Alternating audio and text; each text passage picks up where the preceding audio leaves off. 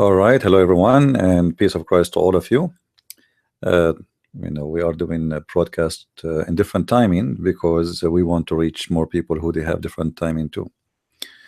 It might be early for those who live in America, but it's not for those who live in other location in the world. Please invite your friends and inform them that we are on air. And today our topic is about morality. One of the things we always witness when we speak to Muslims, that they claim that Islam teach morality, and they claim that Muslims have better moral than anyone else. I'm not going to compare between the Muslims and Christians and Hindus and Buddhas, because that is kind of useless. I mean, there is everywhere, there is bad and there is good, etc. The best way to find who is the one really, practicing the right thing, or let us say he is in the right track, is to see the teaching of the one you follow and the behavior of the one you follow and the teaching and the behavior of the one I follow. Regardless you believe that Jesus is God or not, that will not make any difference for me, at least for now. We are just going to compare between who is really a person who is following the good morality master. Let us say, for the sake of argument, assume that Muhammad is a prophet and Jesus is a prophet, as Muslims they say. Then I need to ask myself a very simple question. I mean, how in the world a Muslim can follow someone like Muhammad and forsake someone like Jesus? Even if you want to believe that he is just a prophet, how you can accept someone like Muhammad to be your prophet? In front of us we have a Muslim website, and the topic is, as you see, morality in Islam. And this is an article written a while ago. I just did search random, in Google, morality in Islam, and I get this article. So because we are not having Muslims to call us and to share their point of view, so we are going to share the point of view which is in the article. The most important aspect, as we see, let us read together, of Muslims' lives have high moral standards. Yeah, before I start, hold on, I forgot something. Before I start, there is a Christian Orthodox church established by a group of Christians who need our help. So if any of you would like to help them, please feel free. Those people, they bought a church, and the church was let us say in a very bad shape.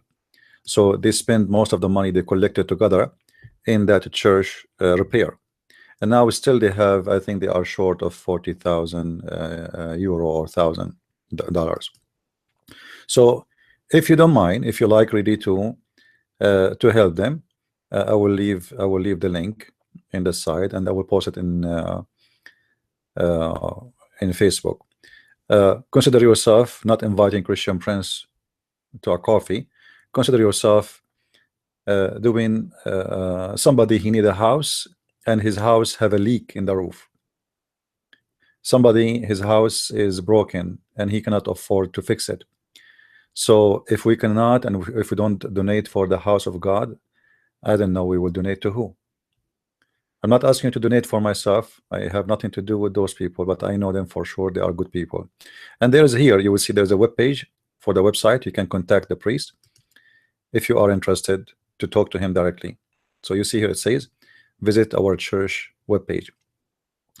They bought this church, which is an old, very old church, and it was in a very bad shape. As you see, you can tell by yourself here how the ceiling is. So they work in it. Everybody is doing his volunteer work, and people, they do their best to help.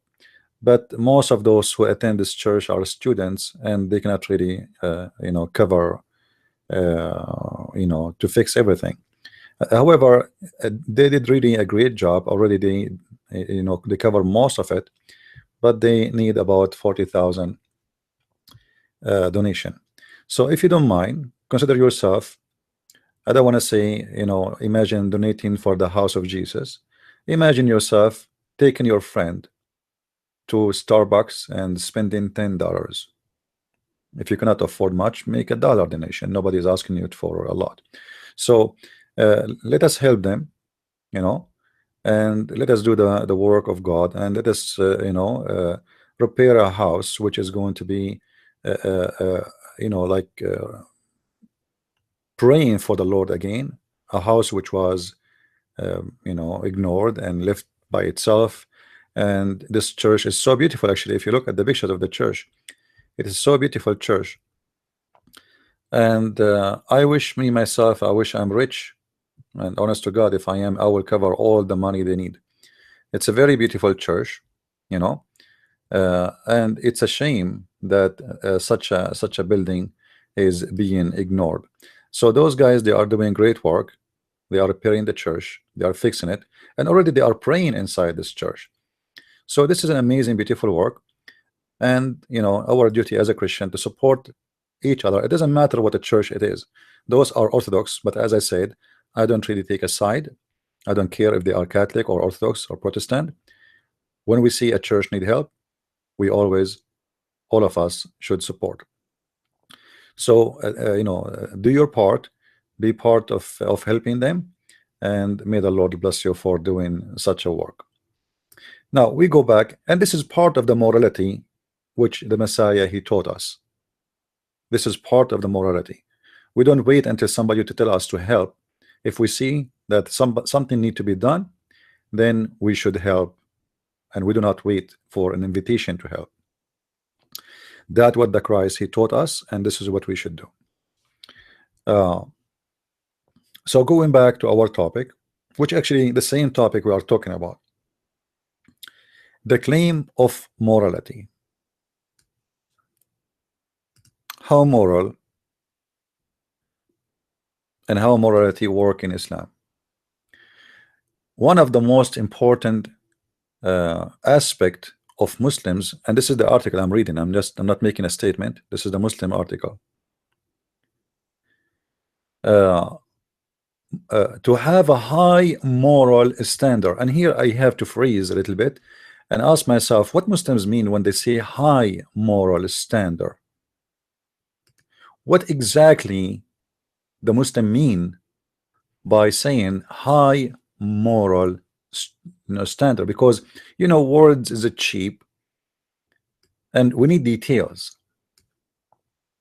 When you see this article here speaking about high moral standards, since the beginning of Islam, the Prophet Muhammad was mainly concerned with teaching and disciplining Muslims to have the best manner and personal. I mean, is that really true? Is that really true that Muhammad, he was teaching the Muslims to have the best manner? And then they say here, his personal life and behavior were reflective of his teaching. That's I agree. His I mean, that's wonderful. His behavior, his personal life and his behavior were reflective of his teaching, which were revealed to him by Allah in the noble Quran. What Allah, he says to Muhammad, and indeed you are of a great moral character. Who is saying that to Muhammad? Allah. I mean, have you ever heard of God praising a man, saying to him, indeed you are a great in a great moral? How that can be? All a human being is sinners. So in this broadcast today, we are going to discuss how high the morality of Muhammad. We will not talk about the morality of Muslims because that will not be really necessarily to judge. I believe you judge the founder, not a follower, because a follower, he might be fake follower, The Muslim, they might say, well, they are wrong followers. They can say whatever they say, but they cannot say Muhammad, he was a wrong follower of Islam. They cannot say Muhammad, he did not understand Islam very well. So what is really the morality of Muhammad?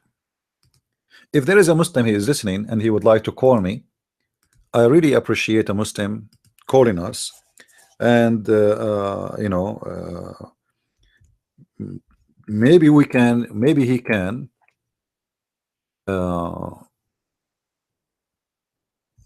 prove to us something. Maybe we get it wrong. As I understand, that Muhammad was a very bad person. Not not only he was a very bad person, he was an evil, a thief, a criminal, a liar, a deceiver, and a womanizer. And when I say a womanizer, I'm not talking about liking women. Me myself as a man, I like women. Nothing wrong with that. God, he made me as a man, he made her as a woman, and women and men, they like each other. That's good. Not good is that a man like a man. So when we say a womanizer, we are talking about a man, he have no dignity, a man who even willing to do past the cross line, which he should not do for the sake of having a woman in his bed. So when the Muslim, they speak about Muhammad, the good man, if right now if we go in the internet and we search for Ghazawat Muhammad, what a Ghazawat Muhammad mean? The attack of Muhammad. Attack what? He used to attack the caravan. He is a caravan attacker. The Muslim, they will say to you, well, he was kicked from Mecca, they did not take their stuff with them. That's false. They took their stuff and they took everything. And even if somebody kicked me from a city, I'm going to stand in the road, who is even walking the road, I'm going to attack them and take their money and kill them, man. Is that the morality? So from the beginning of Islam, Muhammad was a thief, he was a pirate, the same as a Somalian pirate we hear about them today, who hijack a ship, they attack the ship, they force themselves on the ship, and they kidnap the people, and they ask for ransom, and they steal the money in the ship, and then this is how they make living.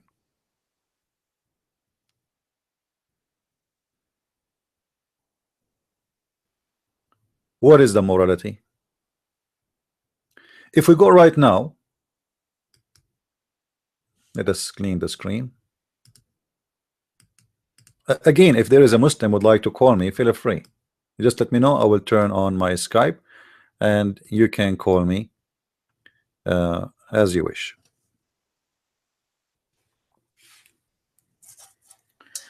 You know, once I saw a video of a Muslim making a speech in a city hall in I forgot which state, Tennessee, something like that. And he said in the city hall, he said, in this city hall where we are sitting here, everybody in this building and the founder of your country, they used to own slaves. And I was laughing. Muhammad, he was a guy who buy and sell slaves. How a Muslim, he talk about the founders of America and they say they are used to be owning slaves and this is bad supposedly, but he forgot to mention that Islam is the religion of slavery, and Muhammad himself, he used to own slaves and he died and still he owned a slave, which means he did not free them. And one of them, great example, a guy, his name is Bilal al-Habashi, the Ethiopian Bilal, which Muhammad enslaved him, and Muhammad died, and yet he did not free him. Now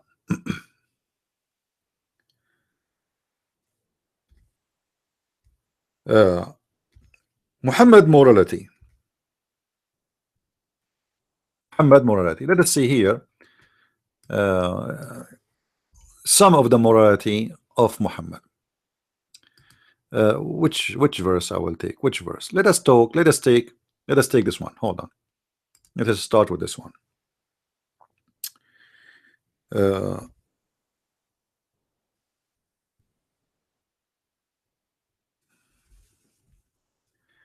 In chapter 4, verse number 24, which is an extremely important verse for Muslims, it says, وَالْمُحَصَّنَاتُ مِنَ النِّسَاءِ إِلَّا مَا مَلَكَتْ أَيْمَانَكُمْ كِتَابُ اللَّهِ عَلَيْكُمْ وَأُحِلُّ لَكُمْ وَوَرَاءَ ذَلِكَ etc. فما استمتعتم به منهن فآتوهن أجورهن.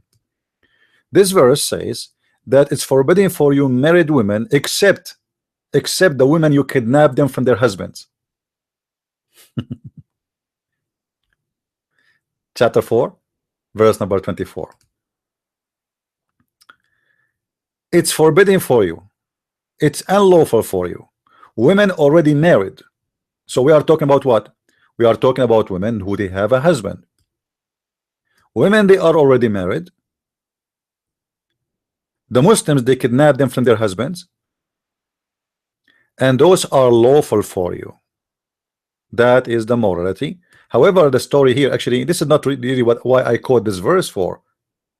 We know that Muhammad he kidnapped women and he raped them, and half of his wives actually they were kidnapped and raped. Even before he raped them, his men raped them. As an example, Safiya. But here you will see Muhammad is teaching something beyond the rape of the slaves he captured. He is talking about a Muslim woman, she can rent her vagina and she get paid for the vagina service.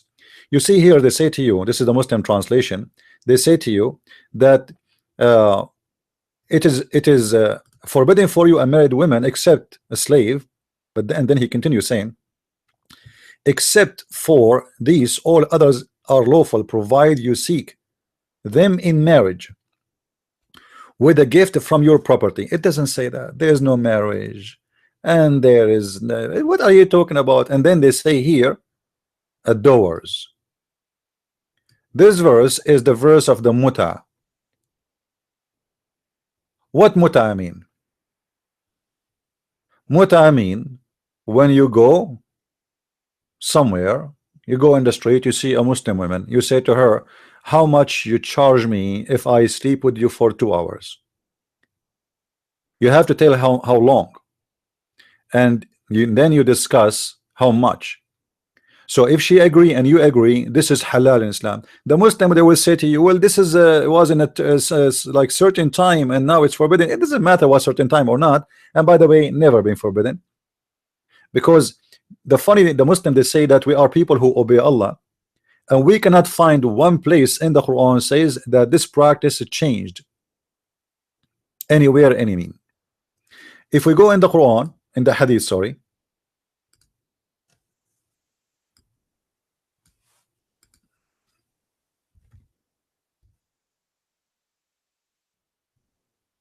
we will find the nature of Muhammad.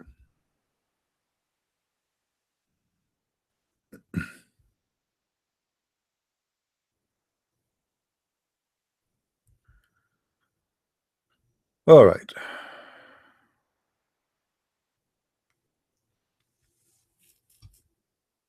Let us see which one we will read for you.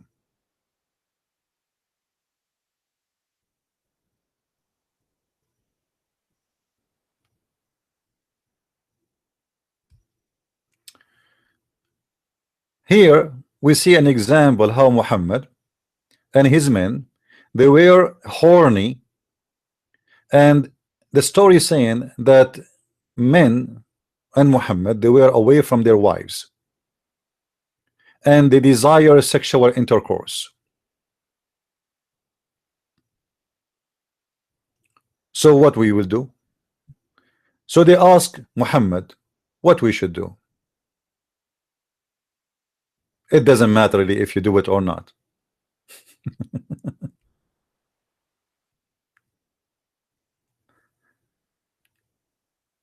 The advice is very simple. Do what is written in the book of Allah. What is in the book of Allah is to do sex with women you do not know, just for sex. And Muhammad he refused that. I want to show you a more clear hadith about this. Here we go. Look at this hadith. Let us zoom in. We went out with the messenger of Allah on the farewell to do Hajj, and then said, "Oh messenger of Allah, we became like horny, and it became difficult to us to stay away from women." So he said, Look what he said. And look at the fast translation. He said, then make temporary marriage. You know what? I will shave my 20-foot beard if you can show me where it says there, do temporary marriage. The liar Muslims, they always insert the word marriage when Muhammad never said that. Muhammad, he said in Arabic, and let me show you.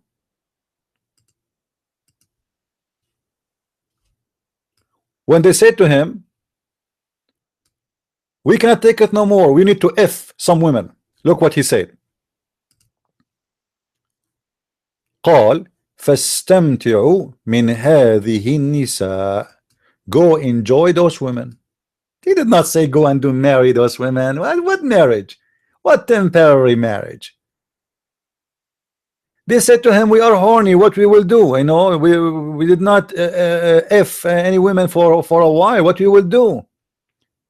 This is the religion of effing. There's no marriage. Even the word nukah mean the F word, and I will show that to you. So what the advice of Muhammad for those who they said we need women? He said go and F them. Here we go, this woman, go F them. And then this is why I say to you always, don't ever trust Muslims translating for you anything. And then they went, so here there's no word marriage. This is temporarily effing, which means there's no marriage. This is why it's called temporary. Have you ever heard of marriage is temporary? I mean, what temporarily mean? 15-minute marriage? Have you ever heard of somebody marrying someone for 15 or for 1 hour just to F her and to F him? You see, the morality is in Islam is to give titles to cover the shame of this cult. So they add the word marriage for fornication. Do you understand what I'm saying? Islamic claim too much morality. So what they do to cover fornication or killing or a theft, they give it different name. Like when Muhammad he attacked the neighbors and he take their women, what they call it, fatah, opening, not a theft, not a stealing, not a terror, not a killing. When a man he sleep with the women for 15 minutes and he pay her money, this is not prostitution. They call it temporary marriage. Trying to fool us or to fool yourself. Is that the morality of Jesus?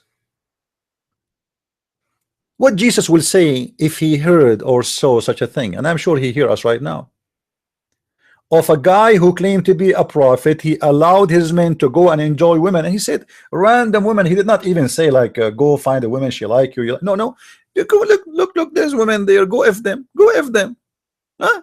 Go F them. Now the Muslims, they went to those women, which Muhammad he point his finger at.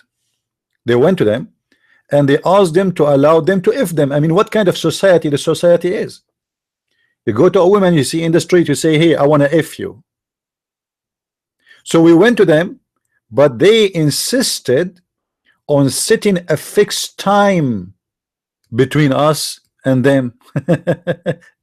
Imagine, guys, I like a girl, and supposedly this is about marriage. You see, let us expose the lies and the morality of Muslims. If this is a marriage, since when women they will ask you for how long you will marry us? Have you ever heard of a girl, she will say to you, you need to tell me right now how long you will marry me? An hour, 2 hours, 3 hours, 1 night, 2 nights. This is marriage? And this is the morality which Muslim they speak about. You see that the funny about the Muslim, they say to you the Western are scumbag, they have boyfriend and girl. The Western, they have a lot more honor than your prophet himself. At least they do say, and they name things when they do it wrong. They name it as it is. A person, he have a girlfriend, he say, I have a girlfriend. He don't care a temporary marriage. They have more dignity than you. You Muslims, you do more evil stuff. A girlfriend for a Western man, she is not getting paid to take off her panty. Your women are being a prostitute. She take off her panty for the sake of money. She is not interested in you. She is interested in how much money you will pay or what you will give her. Because at that time, money was everything. Like people, they go to the market, not necessarily carrying money. Actually, most of people at that time, they don't even use money. It was not really too much popular to have money, unless you live in a state, and those two people don't live in state. They are not part of any state. Bedouin in the desert. So what they do, they exchange goods. This is their money. I give you something, you give me something in return. What do you have? So they mentioned that to the prophet, and he said, okay, set a fixed time between you and them.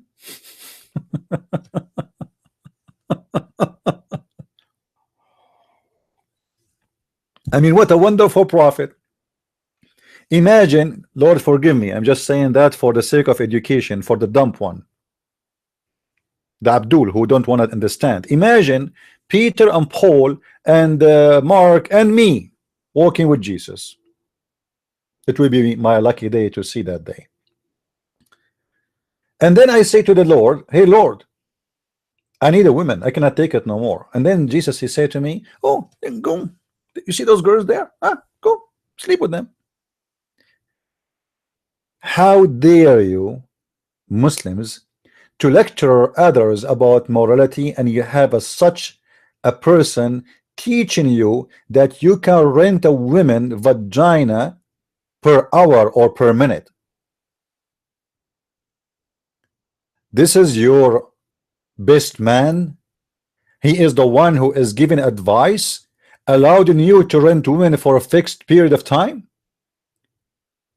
And if the Muslim, they want to say to us, well, this is later was forbidden, it doesn't matter he forbid it or not. This is explained to us who is he, and what is the proof he forbid it. We have a verse in the Quran that says that he did practice it. There's a hadith from Ali. He said, if not Umar forbid muta, which is renting a woman for one night or 1 hour stand, no Muslim will commit adultery. For sure no Muslim will commit adultery, because all of them, they would do muta. For adultery and muta is the same. According to Ali, the one who forbid it is Umar. And the Shia, they say that Umar, what happened, he slept with the women and he came long after to do muta again. And then he found out that the woman he slept with her was the daughter of that woman he did muta from her. And that's why he forbid that. But it doesn't matter who forbid it. What kind of a prophet he allowed it. As you see, people at that time, they are not doing muta. Otherwise, people, they will not ask him, should we go that? Can we do that? He is the one who gave the advice to do it voluntarily. Why he did not say go and marry some women? You know, okay, you are horny, you need a woman, okay, go find a woman to marry you. What do you mean go enjoy them?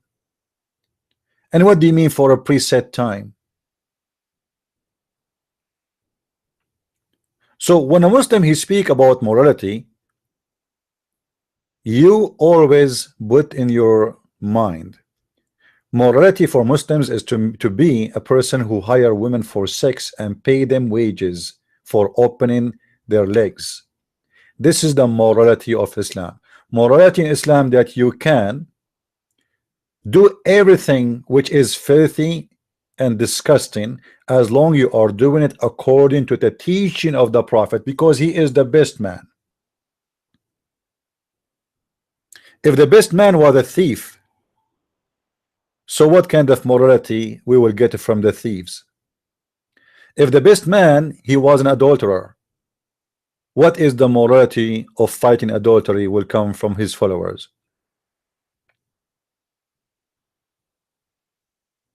And how we can compare this with the teaching of Jesus, the one who said that if your eye will take you to hell, take it, unblock it, take it off. What we will do with this, and the teaching of the Bible says, don't wish a woman she is not yours. In different hadith, we will find Another kind of morality about Muhammad.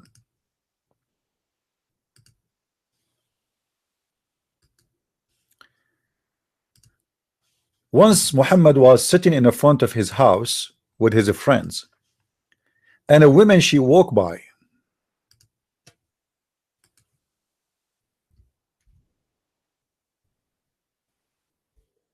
A woman she walked by. Sahih Muslim, the book of marriage. The funny they call it marriage. I mean, look at this, guys. The book of marriage. When you see, when you hear a Muslim saying marriage, you believe it. You think Muslims believe in marriage. There is no marriage in Islam. Guys, what is the name of the book? Read with me, please. What is the name of the book? Kitabun Nikah. You see, they have it for you in English. Kitab what? And Nikah. Okay, what Nikah mean? What Nikah mean? Nikah mean to F someone. So why they lie and they say Nikah mean marriage? How we can prove that Nikah mean to F somebody? Let me show you. That's why I say always, don't ever take Muslims' words, explain to you their religion. They love to lie. Lying is part of Islam, my friends. All right. This is the Muslim website, alislam.org. alislam.org. Okay. What the word nikah mean? Let us see.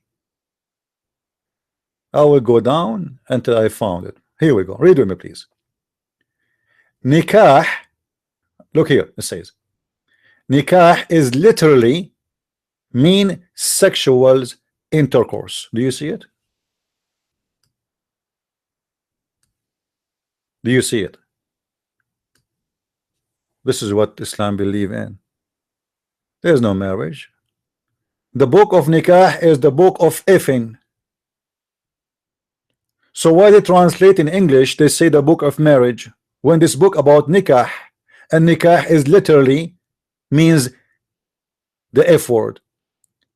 If the Prophet of Islam is a prophet who have a dignity, why he wanna call the act of marriage the F word? Why in Arabic we have the word, we have many words for marriage. Why we want to use nikah? And you see, if I say my own words, they will say he giving you false translation. As you see, this is an official Islamic website. This is not my website. I have nothing to do with it. alislam.org. So here when they translate for us the word nikah and they say to us nikah mean marriage, I mean, is that a joke? The book of marriage? It's not the book of marriage, it's the book of nikah. It's the book of effing. This is why here, and excuse my language, guys, I'm not being rude, but I am saying things as it is. This is why we see here Muhammad, he did not go marry, he is married already, and he did not go to his wife and ask her to marry him again. No, he went to his wife and he effed her. Jabir reported that Allah Messenger saw a woman. He saw what? Saw a woman. And so he come to his wife. What do you mean he saw a woman? What does that mean, he saw a woman? I see women every day. So it doesn't say that. Muhammad, he saw a woman and he got horny. He liked that woman. He was staring at her ass. He was staring at her body. He could not hold himself. Right away he went to his wife Zainab, and he was so horny to the point that Zainab, she was tanning leather. Do you know what does that mean? When they tan leather, they have a boiling water and they have leather and they look so ugly and they smell, and she is busy and she might burn herself. Muhammad, he cannot take it no more. So he went to Zainab as she was tanning leather and had sexual intercourse with her. So what made Muhammad go and have sex with his so-called wife? And I'm not going to talk right now about who is Zainab later. Zainab, for those who do not know, is the wife of his own son by adoption, who Muhammad, he forced him to divorce her so he can have her and if her. So Muhammad, he saw a woman, he went to Zainab. So what the connection between seeing the women and effing Zainab? That this woman, she made him excited. How a woman she will make an excitement to a man unless the man is not thinking of her in a certain way. We see a lot of women every day, right? And me as a man, if I see a woman in the street, why she want to make me excited? Unless me is staring at her in a certain way. It is the way we think of a woman what will make us excited or not. So it's very normal if you like a woman and or you love her, then she can make you excited, no problem with that. But this is a woman just walking down street. Why a prophet of God? If we ask a Muslim, you say to them, is it allowed for a Muslim man to stare or to look at a woman she is not his wife? They will say no. A'udhu billah, no way, my friend. Okay, the prophet was the best of men, right? Yes, the prophet was best of men. So what he was doing here? He was looking at her bum. What make him exactly feel that he need to go right now and if his wife immediately, to the point he cannot even wait until she finish her work?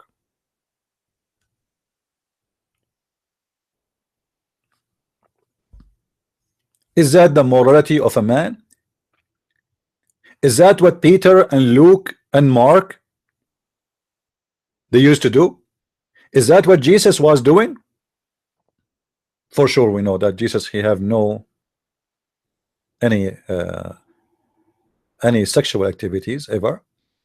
However, the teaching of Christ is so clear about that. You cannot wish a woman she is not yours. You should not. And look how the evil Muhammad, how he blamed the women. After he saw the women staring at the women, look at her ass, he went to Zainab, he F Zainab, and then he says what he says. Look at me, look at this, read with me. The women advances and retires in the shape of the devil. So it is not him the devil, it is the women. I mean, can you believe this is come back? It is not him, it's not him the devil, it is the women. I mean, Muhammad is a victim, can't you tell? The woman is the one who advances and retires in the shape of a devil. Hold on, Muhammad. If the woman she is a devil, why you went to Zainab to F her? Why you want to F the devil? Why you believe women are the devil, but yet you have at least 13 wives and hundreds of mistress and sex slaves?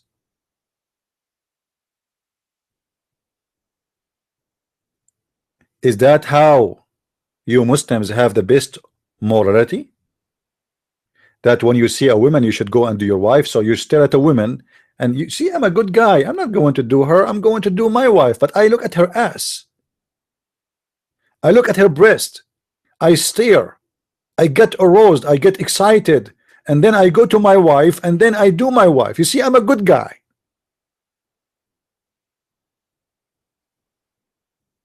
What morality?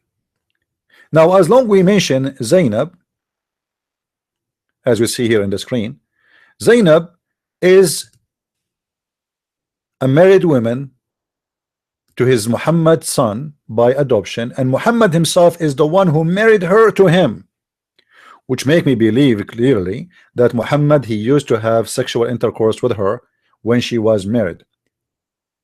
And when he could not take it no more that she is sleeping with someone else, he want to have her in his house. Now he is a prophet, now he's strong, now nobody can disobey him. So he went to her house and he flirted with the married women. He flirted with what? With the married women.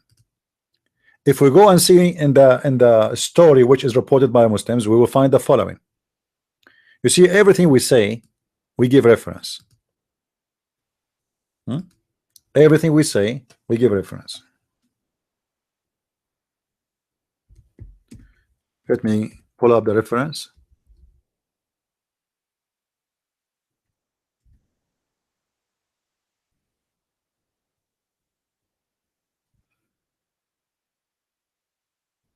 We don't like to give speeches.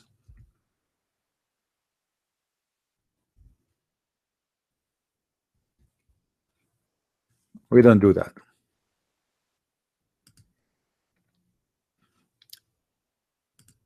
The book in the front of us is Tafsir al-Qurtubi, and we can read it from different tafsir, no problem. You will see in the Muslims interpretation, and sorry I don't have it in English, you know, I have it if you have my books you can read from there. You will see what happened exactly. Let me show you.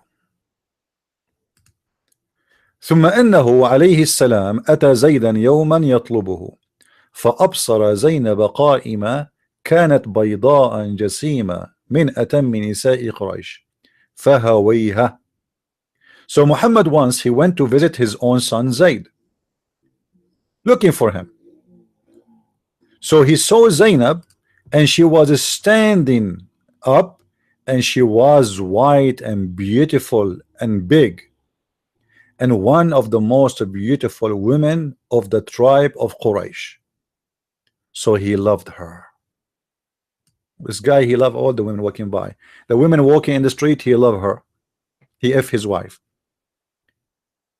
The woman, she is married. The Muslims reporting to us that Muhammad, he went to the wife of his own son and she was married. You know, the Muslim, they will say to you, do you know that David, he was you know, he like a woman, she was married. David, he cried asking God for forgiveness. He knew he was a sinner. He knew he was doing wrong. He knew he was doing a stupid bad thing. Here the Muslims praising him for that, and Allah gave him a verse saying go and take her. But this woman is a married woman. How you love a married woman? And what kind of love? It's a lust. This guy, he don't care for them. He just want to F more women. And then he said when he saw her standing up, and according to some story in the same page actually, that she was seen through, she was wearing see-through clothes or clothing. So he saw her body. She's almost naked. So Muhammad, he said, Subhanallah muqallibul qulub. Praise be to Allah, the one who made my heart go crazy for you or flip for you. فسمعت زينب بالتسبيح. So Zainab, she heard her praise to her. So she told Zayd. Who is Zayd? Her husband. She told Zayd. So Zayd went right away to Muhammad, says, I want to divorce her, man. I don't want to divorce her. I don't like her. She is bad.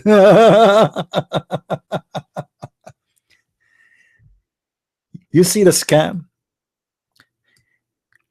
It's obvious that the wife of Zayd and Muhammad, they have a relationship together, and now she decide that he should know that it's time for him to leave her because your dad, he want me. So here you will see in Arabic it says فَفَطِنَ Zayd. So Zayd got an attention for that. So he knew now that his father is effing his wife. So he went to the Prophet. He said, the Prophet, let me divorce her. I don't really like her. You know, she is so proud. And Muhammad, he said to him, which is a verse in the Quran right now, أَمْسِكَ عَلَيْكَ زَوْجَكَ وَاتَّقِ اللَّهِ. So Muhammad says to him, come man, keep your wife, man, don't divorce her. Look at the hypocrite liar. An hour ago he was in the house of the man saying to his wife, my heart is beating for you, I am in love with you. Now he is saying to the husband, as nothing happened, oh, man, don't divorce her. Come on, don't divorce her. He knows going to divorce her because there's no man have a dignity will accept to keep a woman she is sleeping with his father. But because he do not know, he do not dare to do anything. And maybe even Muhammad will kill him if he did not. So look at the hypocrite. He was flirting with the women 15 minutes ago, and after 15 minutes he said to the husband, no, no, no, keep your wife, man, keep your wife. No, no, keep your wife. This is the morality. I go to my own friend, forget about my son. The Muslim, they will say to you that, well, this is a son by adoption. That's even more ugly. You see, when you adopt a person as a son, and if you don't believe you are qualified to be a father, or let us say it is not right for you to be a father, how you go to the house of somebody? He is let us say he is not your son, let us say he's your friend, let us say he's your neighbor. You go to his wife when the husband is not there and you flirt with her. Is that the morality? So based in the morality which Muhammad he did, every Muslim he can go and flirt with married women in her house when the man is not there. And you will notice that Muhammad he said that loudly to that woman in purpose. For sure he wanted her to hear what he said. Otherwise, why he did not keep that in his heart? Let us say I saw a woman and she is so beautiful and I was tempted. Okay, it can happen. Why I spoke loud to this married woman to the point she can hear me? He is not just doing it because he is tempted. He is doing it in purpose. The woman, she is married, she have a husband, and I challenge any Muslim to tell me that it's okay to flirt with married women. The Muslim, they will give you speeches about that is not right, that's not good. So how your prophet he did it?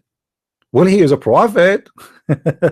And look here, and it says that Allah, look, Allah he sent wind, so he left up the curtain, and Zainab, she was a mutafaddila, which means almost wearing no clothes in her house. Here we go, it's Allah.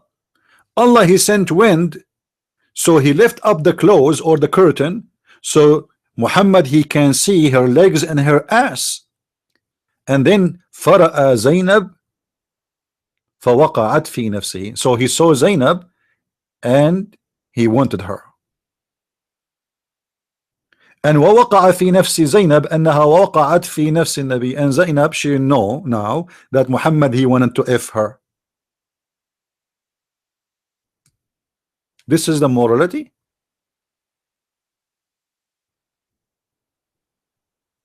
This is the morality. I go to my neighbor house or my son house or my friend house and I flirt with the women, and I say to her with loud voice, with no shame, praise be to Allah, the one who made my heart beat for you. Muhammad, are you sure the one who was beating for her is your heart or your penis? Actually, just to show you how shameful, disgusting this religion is, look what Zainab she said, to show you that she is part of this crime. They are cheating in the poor husband. Look what Zainab she said. وفي بعض الروايات أن زيدا تورم ذلك منه حين أراد أن يقربها. What? Muslims, anyone who speak Arabic here as a Muslim wanna call me and explain to me how this happened.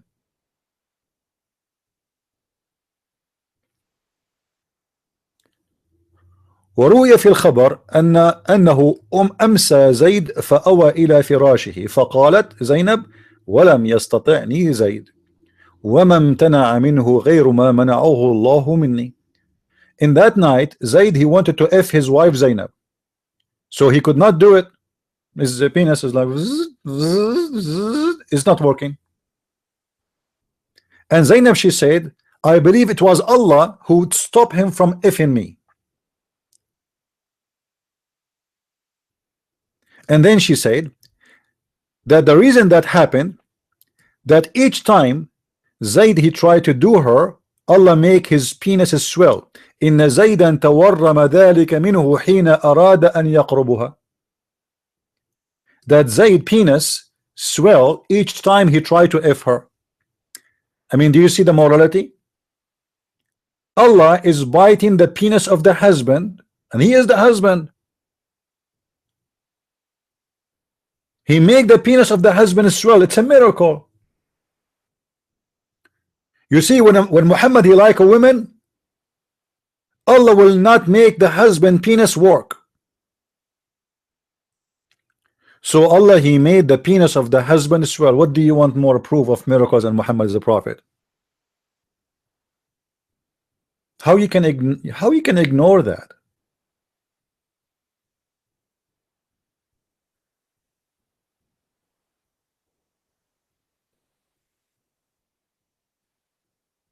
So what this article here is about, the best example is Muhammad. Muhammad is the best example? Are you sure? Muslims, are you sure Muhammad is the best example? If this is your best example, sorry guys, I mean this guy is a scumbag.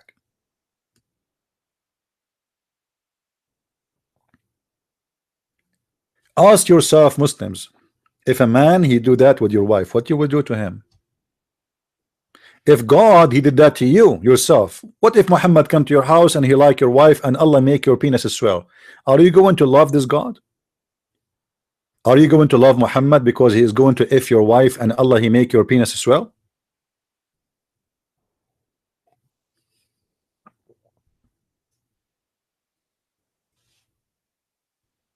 What morality? What about teaching people you can lie? Muhammad he said you can lie in three cases: to your wife, to your family, and to your friends. Who is left? Morality? I mean, Muslims they have a big shot when they speak about morality.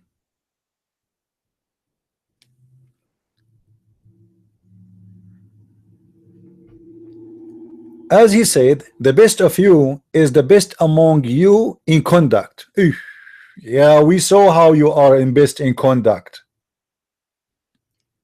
We saw it, we saw it. Another example of the morality, but now I'm not going to talk about Muhammad. I will give Muhammad a break. I will give Muhammad a break. Look at this.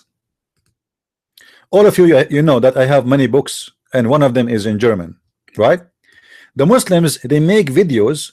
You see this guy here. He made videos asking the Muslims to go and make a fake review of my books. This is the morality of Muslims. This is the morality of Muslims. Go and make a false review of a Christian Prince book. But you did not buy my book. You did not read my book. You do not know even what one letter what is written there.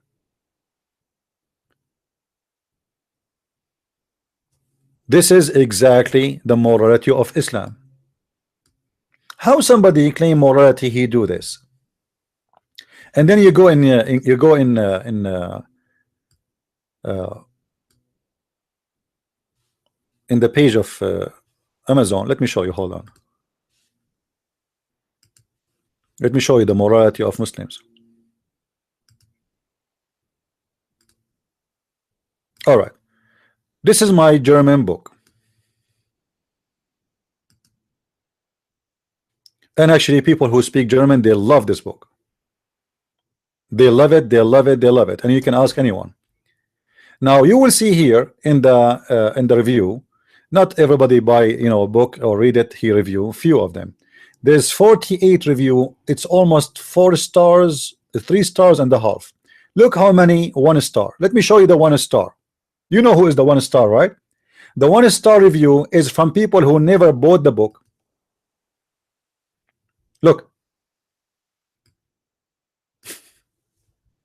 You see in Amazon, when somebody buy a book, is going to show in the top of his name, it says verified purchase. None of those Muslims did buy the book. And look at this guy, he's posting from the Bible.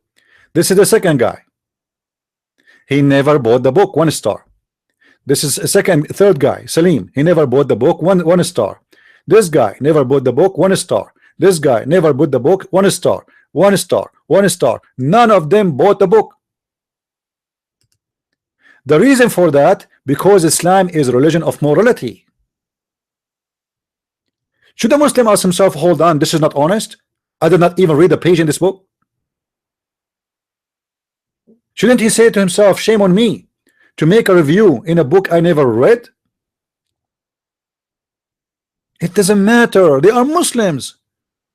They are followers of the devil. Look, look, all of those. None of them did buy my book.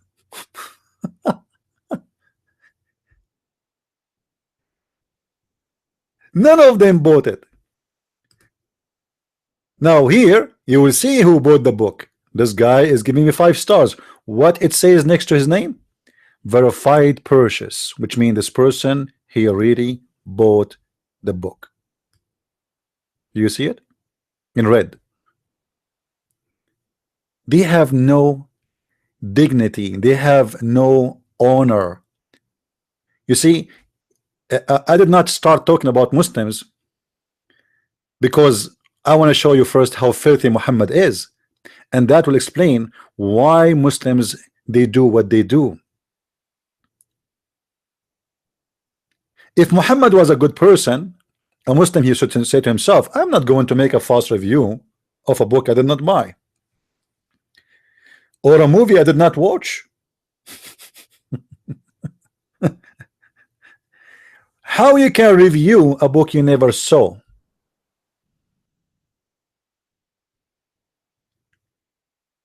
I will tell you how. For your father is the devil, and your father is the father of all lies. That's what the Bible says, and that's what Jesus said. Because of that, you deny Christ, for you are following the devil. You deny the one who is teaching a good teaching, and you follow Muhammad, the child molester, the womanizer, the woman he flirted with his own son wife, and then later he forced him to take her. You are of your father the devil, and the lust of your father ye will do. He was a murderer from the beginning, and Muhammad was a murderer. He was a liar. He ignored the truth, for he have no truth in him. When he speak lies.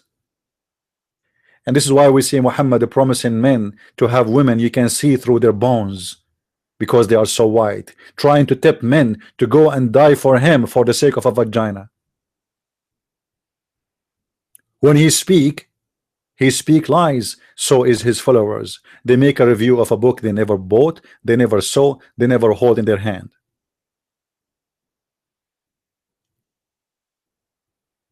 They speak too much of morality. What about the morality of beating your wife? What about the prophet who taught me how to deal with women? Do you think a man, he have a dignity, he respect himself, he will beat a woman? It doesn't matter how bad the woman is. Now if the woman, she attack you, you have the right to defend yourself. It doesn't mean if she's a woman, you know, you hold your hands and she can beat you and she can, maybe she can kill you too, right? No, we're not saying that. Islam taught the man that the good man is the one who treat his wife in certain way. What way? By beating her. By beating her. You know, the Muslim, they say to us, the prophet, he says, take care of the women, they are easy to break. Yeah, but he taught you too, and you can beat her. I mean, what to break? Oh, beat the wife. Yes, it says beat the wife, but beat them lightly, lightly to the point you make. You know, guys, they say to you, beat the wife, but don't make an injury. Thank you very much for not making an injury. My friend, dogs in America, they have more rights than Muslim women. If my neighbor, if anyone saw me beating an animal, it doesn't matter what animal, a cat, a dog, anything, the police will come to my house and I will be arrested and I will be taken to court. So what kind of religion teach you as a Muslim man that it's okay to beat the women? As we see in the front of us. So we can rent women for sex. We can have up to 4 women for sex. and we can divorce as many as we wish. You see, there's no limitation for how many women you can divorce in Islam. Not only like when people they think that Muslim man he can marry up to 4. That's not true. Muslim men, they have no limitation of how many they can marry. A Muslim wanna call me? Hold on. Okay, hold on. Look like there's a Muslim would like to call, so let us give him a chance to call. No problem. You do not need to like I do not need to add you. Just call me directly. All right. Call me.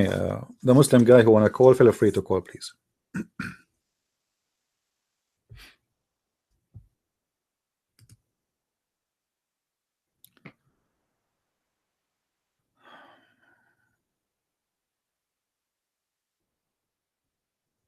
Let us see. I want to show you that.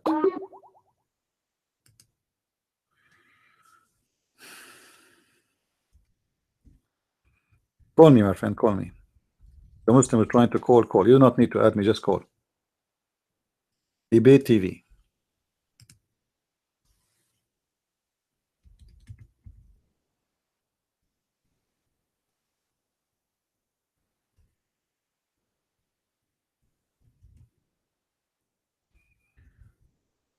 That's me, somebody.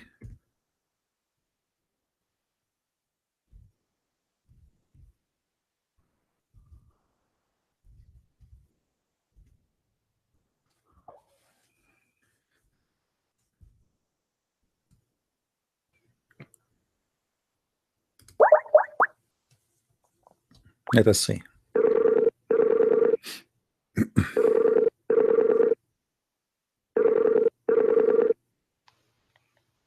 Hello. Hello. All right. Welcome in the live broadcast. So you are calling. What is the question you have for us?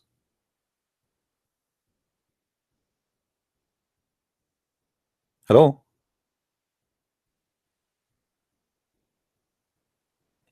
Are you there?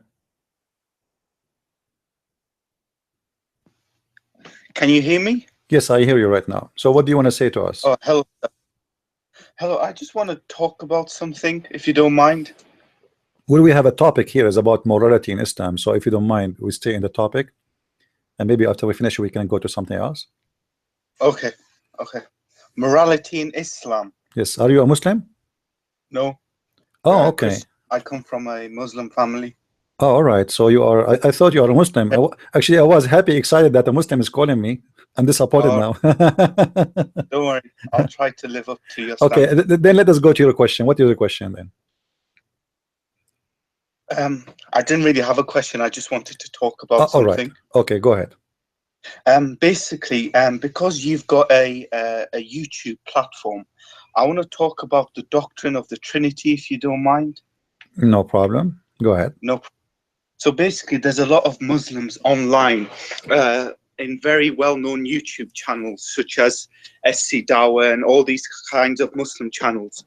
And I've been watching a lot of their videos, and the amount of lies and misrepresentation of Christian doctrine that the Muslim perpetrate on a daily basis is absolutely astonishing. And to be honest, I just really want to address some of their points that they make. No problem. You see, my friend, this is actually part of the morality, because if somebody is follower of a good God, he will not lie about someone else believe in order to promote himself. So Muslims, they have a lack of morality, and that explains why they are doing this, because their father is the devil, and he is from the beginning a liar. He is the founder of all lies. So what do you expect from a Muslim who follow Islam to be? The blind leading the blind. No, they're not blind, by the way. They're not blind. They knew they are lying. You see what you just said. They say lies about the Trinity, right? So they knew it's a lie. There's no way they do not know. They know. But the question is why they lie. I mean, okay, no problem. You want to refuse the Trinity? Refuse it. You want to speak against it? Speak against it. But don't lie about what the Christian about the Christian believe. You know what I mean? I think the reason is why they have to lie about Christian doctrine is because the intellectual foundations of Islam are so weak. The only way that they can propagate their own beliefs is by misrepresenting certain facts. Right. Does that make sense? Yes, because they have nothing. They have no base. They have no base, and when you have no base, you have to fabricate base so you can be more convincing. So Muslims believe that Jesus was one of their mightiest prophets, and he worshipped Allah and things like this. However, there's no historical evidence of a Muslim Jesus ever existing. The only time a Muslim Jesus came into existence is when Muhammad thought of him up. And when we go to our earliest, most reliable records of the life history of Jesus, it clearly shows that Jesus thought of himself as the divine Son of God. You know, my friend, when somebody speak about Jesus as a Muslim, then we need to see the character of a Muslim in Jesus. Forget about history. You know, let us say they want to say that Jesus was a Muslim. Okay, if Jesus was a Muslim, then he should be child molester like Muhammad. Yeah. He should be beating women. He should be marrying many women. He should be teaching us to lie. He should be teaching us to cheat. He should be teaching us that you can lie in 3 cases. That did Jesus says ever lie in 3 cases? Everything in the Bible says the opposite of what Muhammad said. So where is, you know, in order to see Jesus the Muslim, the one they are trying to talk about, we should find any of the teaching of Jesus except anything in Islam. Do Jesus says to us go and kiss stones and bow down to in front of stones? Did Jesus says to us that you know, there's a Kaaba and you go around it and this is where your sin will be forgiven if you touch a black stone on the right and black stone on the left? Did Jesus says to you that if you go and kill a lizard, Allah will give you 100 reward, which is very funny and stupid? Did Jesus says to you that if you kill a human being for the sake doing jihad for Allah, then Allah will give us a lot of virgin? Jesus, he said in our heaven that there's no women, there's no women for sex. He and she, they will be the same as angels. So no marriage at the resurrection. Yes, there is no marriage, there is no sex. We will be the same as angels. What does that mean? We are going to be free from all needs. This is what angels are about. They don't have needs. They do not need to rest. They do not need to sleep. They do not food. They do not need anything. So Jesus promised us a freedom of a noble, higher spiritual life. Happy in Islam is having a big belly full of shish kebab, falafel, hummus, and women in the bed, and she is naked. So if we have the same God, if we have the same Jesus, at least Jesus should teach the same heaven. Now, can the Muslim show us where in our book it says if you go and kill somebody, God will reward you with women who they are so white to the point you can see through the bones, and you will be having orgasm for 70 years? The teaching of Islam is a teaching. Islam present for me a snake, a snake, but this snake go in your bed, and you don't see it. So you feel something soft is touching you. You might think maybe it's your wife. You might think it's maybe your cat, but the fact it is a very poison snake. That is Islam. But they try to present themselves as a religion, as a solution. But if Islam was a solution, how come Muhammad was not even have a good life in his own time? His wives were unhappy from him, disgusted by his behavior, and I can show right now in the front of all the Muslims a clear evidence from their own books about how Muhammad was disgusting. Even the Quran speak about his wives. They go strike against him. Strike, imagine. It's like what we see in the street. You know, what is missing is to see just people throwing rocks and say death to Muhammad. So Muhammad was a very bad example in his time, and we just show people how he go to visit his own son, and then he cheat on his son, and he flirt with the wife. When Jesus said, if your eye will take you to hell, you better unblock it, take it off. So how we can compare Jesus, if he is a Muslim, to Islam? Yeah, I agree with you 100%. So, you know, Muslims, and actually here we go. I am here, and I am waiting for a Muslim to call me, and I have no problem if they want to speak about different topic, you know.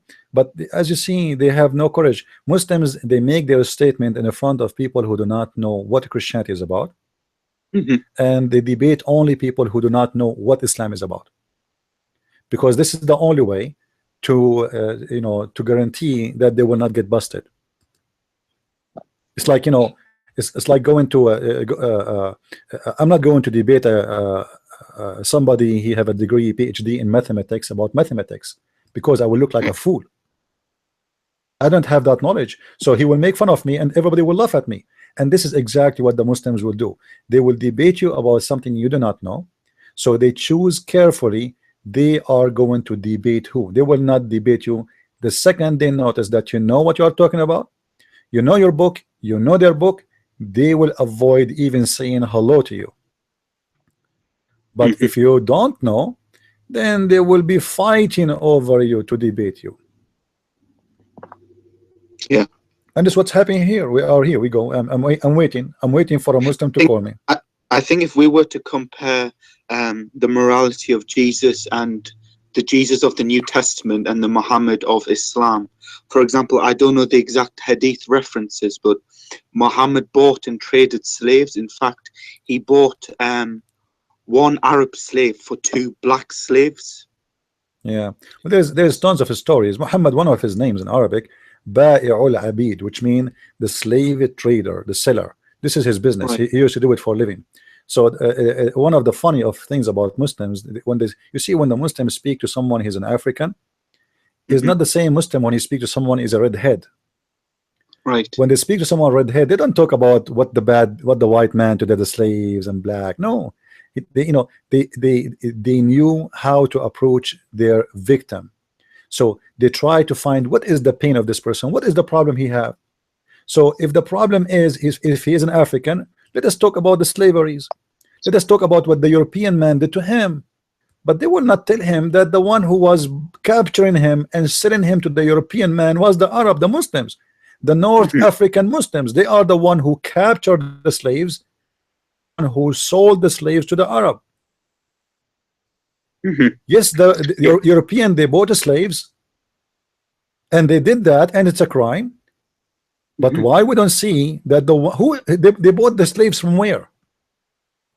Africa. Who is in control of North Africa right now? All the refugees who come into Europe, they have to come through the Muslims country. Is that correct? How they can get here? Because the Muslims, they enslaved them even before they come. Go and see in the news how many women they've been captured by Muslims in Libya and treated as a sex slave. Yeah, it's absolutely disgusting. Yeah, this is the truth. So they speak about slavery, but they will not tell you we are the one who sold the slave.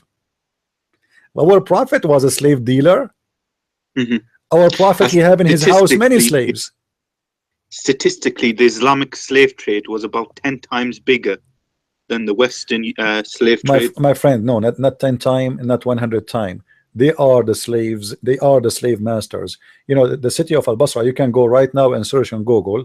There's a revolution of a city. It's called the revolution of revolution of the Zinj. Zinj in Arabic, it's coming from the word Negro, which is not really an Arabic word.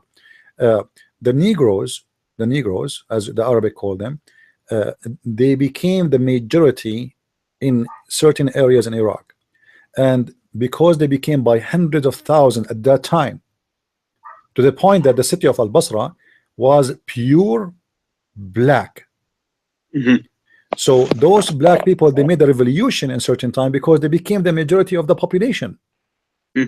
So, and they could not take it no more to be slaves. I mean, why would we not be slaves if we can't fight back? And I agree with them. But then the Muslims, they gather from everywhere and they surrender them and they kill them all. This is why you go to Iraq right now, you don't find a black slave. When Iraq was a big hold for slavery, and there's by now we should have, imagine if 1400 years ago in one city we have 500-600,000 black African. After 1400 years, how many millions of Africans should be in Iraq? You know what I mean? Yeah. But we have zero. Where'd they go? They killed them. Right. So it's not 10 times. It's not, nobody, you cannot believe how big the slavery business was. And the Muslims, Harun al-Rashid, one of the caliphate, Harun al-Rashid, he have 10,000 women slave in one palace. Women, just women. I'm not counting the men. And this is coming from Islamic books. 10,000 women slave just to do dancing, and those are the beautiful ones. We do not know how many in the kitchen. So when they speak about slavery, I mean, this is amazing. The whole Islamic Caliphate is based on slaves. So don't let the Muslims lie to you. Everything the Muslim, they say, you know, that's what the Muslims do. They speak about prostitution, but we just showed, if you watch the video from the beginning, the streaming, we showed you how Muslim practice prostitution, but they give it different name. Actually, even the Quran, you know, have a verse about prostitution and says clearly it is halal. If we go in the Quran, let us show everybody. You see here, when we say something, we don't make a speech, we give a proofs. So when at a certain point, the people of Quraysh, they came to Muhammad and they told him, everybody is doing a prostitution business, and men, they are not liking to sleep with their women no more, you know. So what we will do? So look what Muhammad he did. He said, okay, what do you want to do? He said, do something about it, you know. Look, if we go in this chapter here, chapter 24, verse number 33, it says,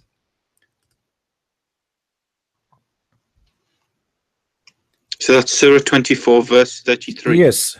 Then it says, but force not your maids. This is not about maids. Those are the slave girls. They force them to prostitution. But force them not, your slaves, into prostitution when they desire chastity. What does that mean? What does that mean? It's mean that you can make them do prostitution if they like it, but force them not. However, if you force them, there's no punishment. In order you make a gain and good money, you know. But if anyone compel them, yet Allah is all forgiving and all merciful, which means it's okay at the end of the day. So try your best not to force them into prostitution. There's no punishment for that.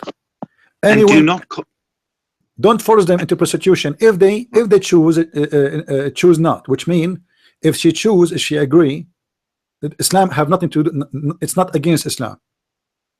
So if you have a girl and she agreed to do prostitution, Allah has no problem with it. Wow, I didn't even know that verse. Yeah, well, you are talking to me. This is a Christian prince. I hope you know who you I'm talking to, who, right? Yeah. So you know, if you agree with them, or let us say they agree with you to do prostitution, there's no problem. However, even if you do, there's no punishment for you, and Allah is all forgiving. Even if you force them. And you will see, since the time of Muhammad until not long time ago, until the Muslims collapsed and occupied by the French and the British and etc., slavery and prostitution was, you know, a great business for slaves. Now the slavery age is gone, but still is exist in many places. As example, Mauritania. Mauritania is an Islamic country. More than 75 to 80% of the population are slaves until now, 2017. Wow. I think they illegalized slavery in 2009. Well, it doesn't matter really. It's legal in Islam. Yeah, See, in Islam, it is legal. Nobody say you cannot own slaves. You see, the Muslims, they can agree with everything except what is against Sharia law. They cannot go against it. So the Quran said clearly that slavery is lawful for you. This is why we see you see until now Muslims, they have slaves until now. You know, this is what ISIS, you know, if ISIS did not have cameras, you will not know what ISIS are doing, right? But because now we have technology, and by the help of the Muslim, they show us how they enslave women. So now people, they notice how this happened. Before we heard about it, but no, you know, we don't see it because you live in a different country and you are secure or safe somehow. But now the Muslims are showing you how they go and attack women, and they get them as slaves and rape them and sell them in the market. I saw a video of a woman, she was sold for a VCR. Another woman, she was sold for what do they call it, the game box, Xbox, what do they call it, the box, Xbox 360. yeah, the game box. Imagine a woman, she is sold for a game box. This is now, we're not talking about 1400 years ago. This is what the Muslims, they practice right now. So slavery in Islam is part of the religion. But if you speak to a Muslim, right away he start accusing the white man of slavery, and how bad they treated the black. And it's but the fact is that the white man is the one who fought against slavery too. And in this country where I live in America, a lot of white men, they paid their life to free the black people. They die for that war. They die for it literally. They shed their blood to free a black man from slavery. Where in Islam we find such a person or such a religion or such a prophet who died to free the slaves? Bilal, the slave of Muhammad, which Muslims they keep talking about him. Muhammad, he died and Bilal still a slave. How Muhammad is against slavery and he died and he owned slaves? Even Muhammad, he accepted slaves as gifts. Gifts. Imagine people, they come to your door, they give you gifts. They give him women slaves, and not only so, which means the slaves of Muhammad, not only women he captured, not only people he bought, it is gifts. So Muhammad, he have, we can say he have a three kind of slaves. He have captured, he have a purchase, and he have a gift. So the one who purchased, obviously he is doing it by his own will, and the one who he received as a gift, he is doing it by his will. Because if you give me a bad gift, I will not accept it, right? If this is something against my belief, like imagine you come to me and you say I want to give you a porn movie as a gift, I will throw it in your face because this is against my belief. So when Muhammad, he received a gift and he accept the gift and he enjoyed the gift, that's mean he like slavery and he practices slavery. And this is why in the same chapter 4 verse number 24, it says it clearly that it's forbidden for you married women except your right hand possess. Except, is that talking about concubines? Well, those are the slaves, Right. Simply slaves. So married The women, sexual slaves. yes, married women are forbidden for you except a slave woman. So a slave woman, she have no husband, you can have sex with her and no problem, you know. So even though she is married, you can have her. Right. Not to keep you too long, but I'd just like to make two passing comments. I'd like to say that first of all, like all societies throughout history had slavery or some forms of slavery, but it was only the Christian society was the first to abolish it. And I come from England, and we have a politician who lived in the early 19th century called William Wilberforce, who was one of the leading politicians in England that led the fight against slavery. And he was a devout evangelical Christian, and he used his Christian faith to propagate the belief that blacks and whites were all equal under the eyes of God. They were all created in God's image. My friend, the question is, why Jesus did not own a slave? Correct? Why Jesus did not own a slave? Yes, why? Because simply it is, you see, our best example is not the person, even though the person you mentioned his name is a good person, but we as a Christian, our best example is Jesus, correct? Okay, Jesus, he never owned one. Can Jesus own? For sure. The person who raised people from death, people, they will give him anything he wish. Right. You know, imagine you have a dead family member, and then you have somebody, he can raise that person for you in a second, and you will give him all your money. So he can own slaves, but he never owned one. So we as a Christians, our best example is the Messiah. The Messiah, he did not ask us to go and kidnap people and enforce them to do things for us. He said, if somebody asks you for one step, you walk with him 1,000. If somebody asks you for your coat, you give him your dress. If somebody, and in the top of that, he said, if somebody he hate you and he curse you, bless them, love your enemy. So if Jesus is a Muslim, then we need to ask ourselves, how come Muhammad wanna kill even the one who did not even say any bad word to him, but Jesus wanna bless the one who even cursing us? Right? Yeah, that's a very good question. Yeah. Anyway, thank you, my friend, for calling. We have a Muslim trying to call, maybe. Okay. So thank you very much. I appreciate your call. Feel free to call again, please. You know, and I will be happy to hear you again. Okay. Bye. Thank you, my friend. Now, the gentleman, the Muslim who's trying to call, there's no need to add me, my friend. Just call me. If you want to call the Muslim guy, if you want to call, just call. You do not need to add me.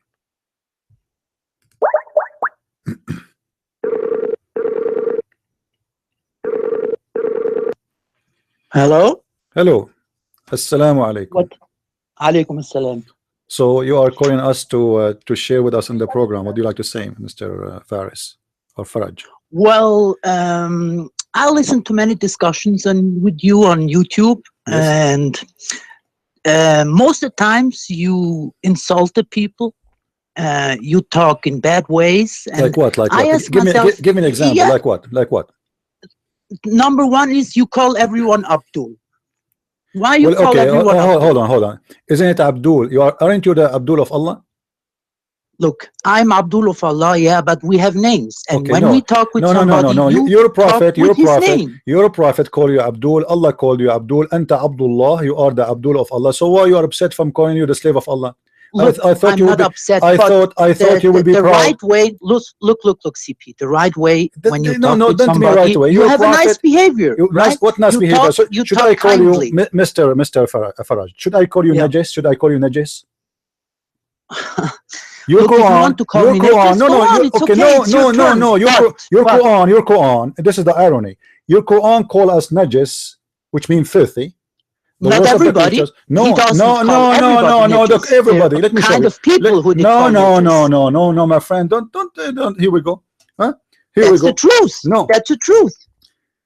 Christians are people of the book. Am I right or not? My friend, is the Christians are kuffar or not? No, not every Christian is a kuffar. That's No, not every true. Christian who believe in the Trinity is a Christian, correct?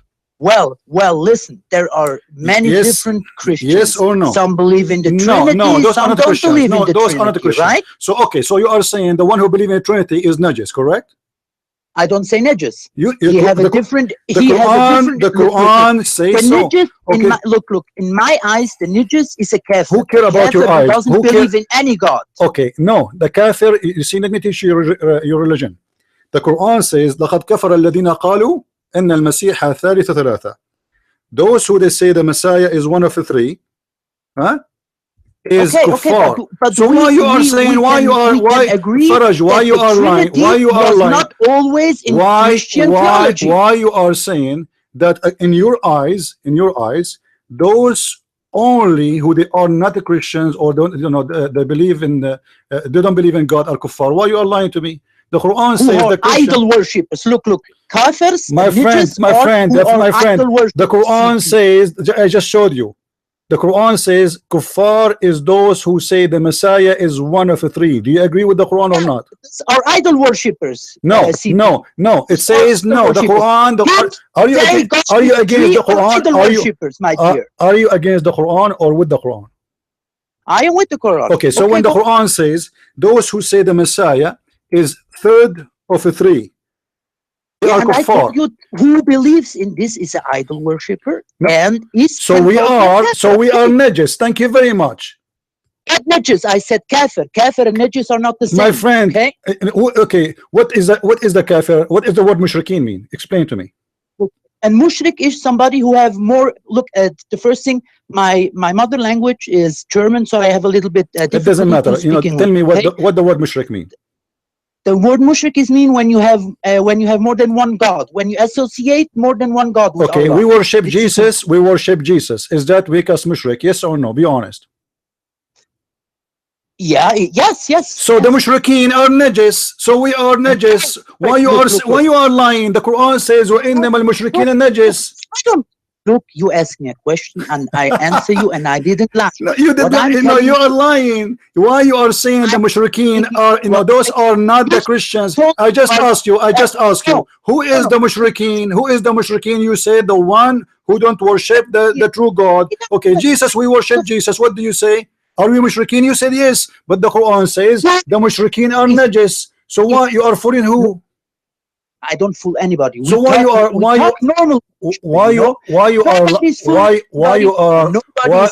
listen, why you are not being honest then? Explain to me why you are not being honest. The Quran calls us mushrikeen and the mushrikeen are najis. Yes or no? Not Christians. He calls who No, gives no, no, associates to no, Allah, my friend. dear. I challenge you to prove it to me that those are not the Christians. That who are not the Christians? No, you're saying the najis. Kafirs? The najis. Are we allowed to go to Mecca? Yes or no? Are we allowed? Okay, hold on. Let me show you. You are right. Let me show you. Let me show you. Let me show you. Let me show you. Are we allowed to go to Mecca? Yes or no? No, you are not allowed to go. So why you are lying? The verse in front of us says, "Ya ayyuhal ladina amanu innal mushrikina najis." So they cannot enter Mecca. Chapter 9, verse 28. They cannot enter Mecca. Why? Because they are najis. And I just asked you, can we go to Mecca? You said no. So we are najis. This is why we cannot go to Mecca. So we are filthy. Now you are asking me not to call you Abdul, but you have no problem to call me najis, to call me filthy. Don't you see that this is a hypocrisy? Don't you see that this is hypocrisy? You can call me filthy. You can call me the worst of the creatures. I cannot call you Abdul. Abdul, just call, listen, Faraj. Yeah, you're right. Listen, Faraj. You call me najis. You call me filthy. You have no problem with it. I call you Abdul. You get upset. I was not upset, but if you have a name, you're the one who mentioned it. I don't.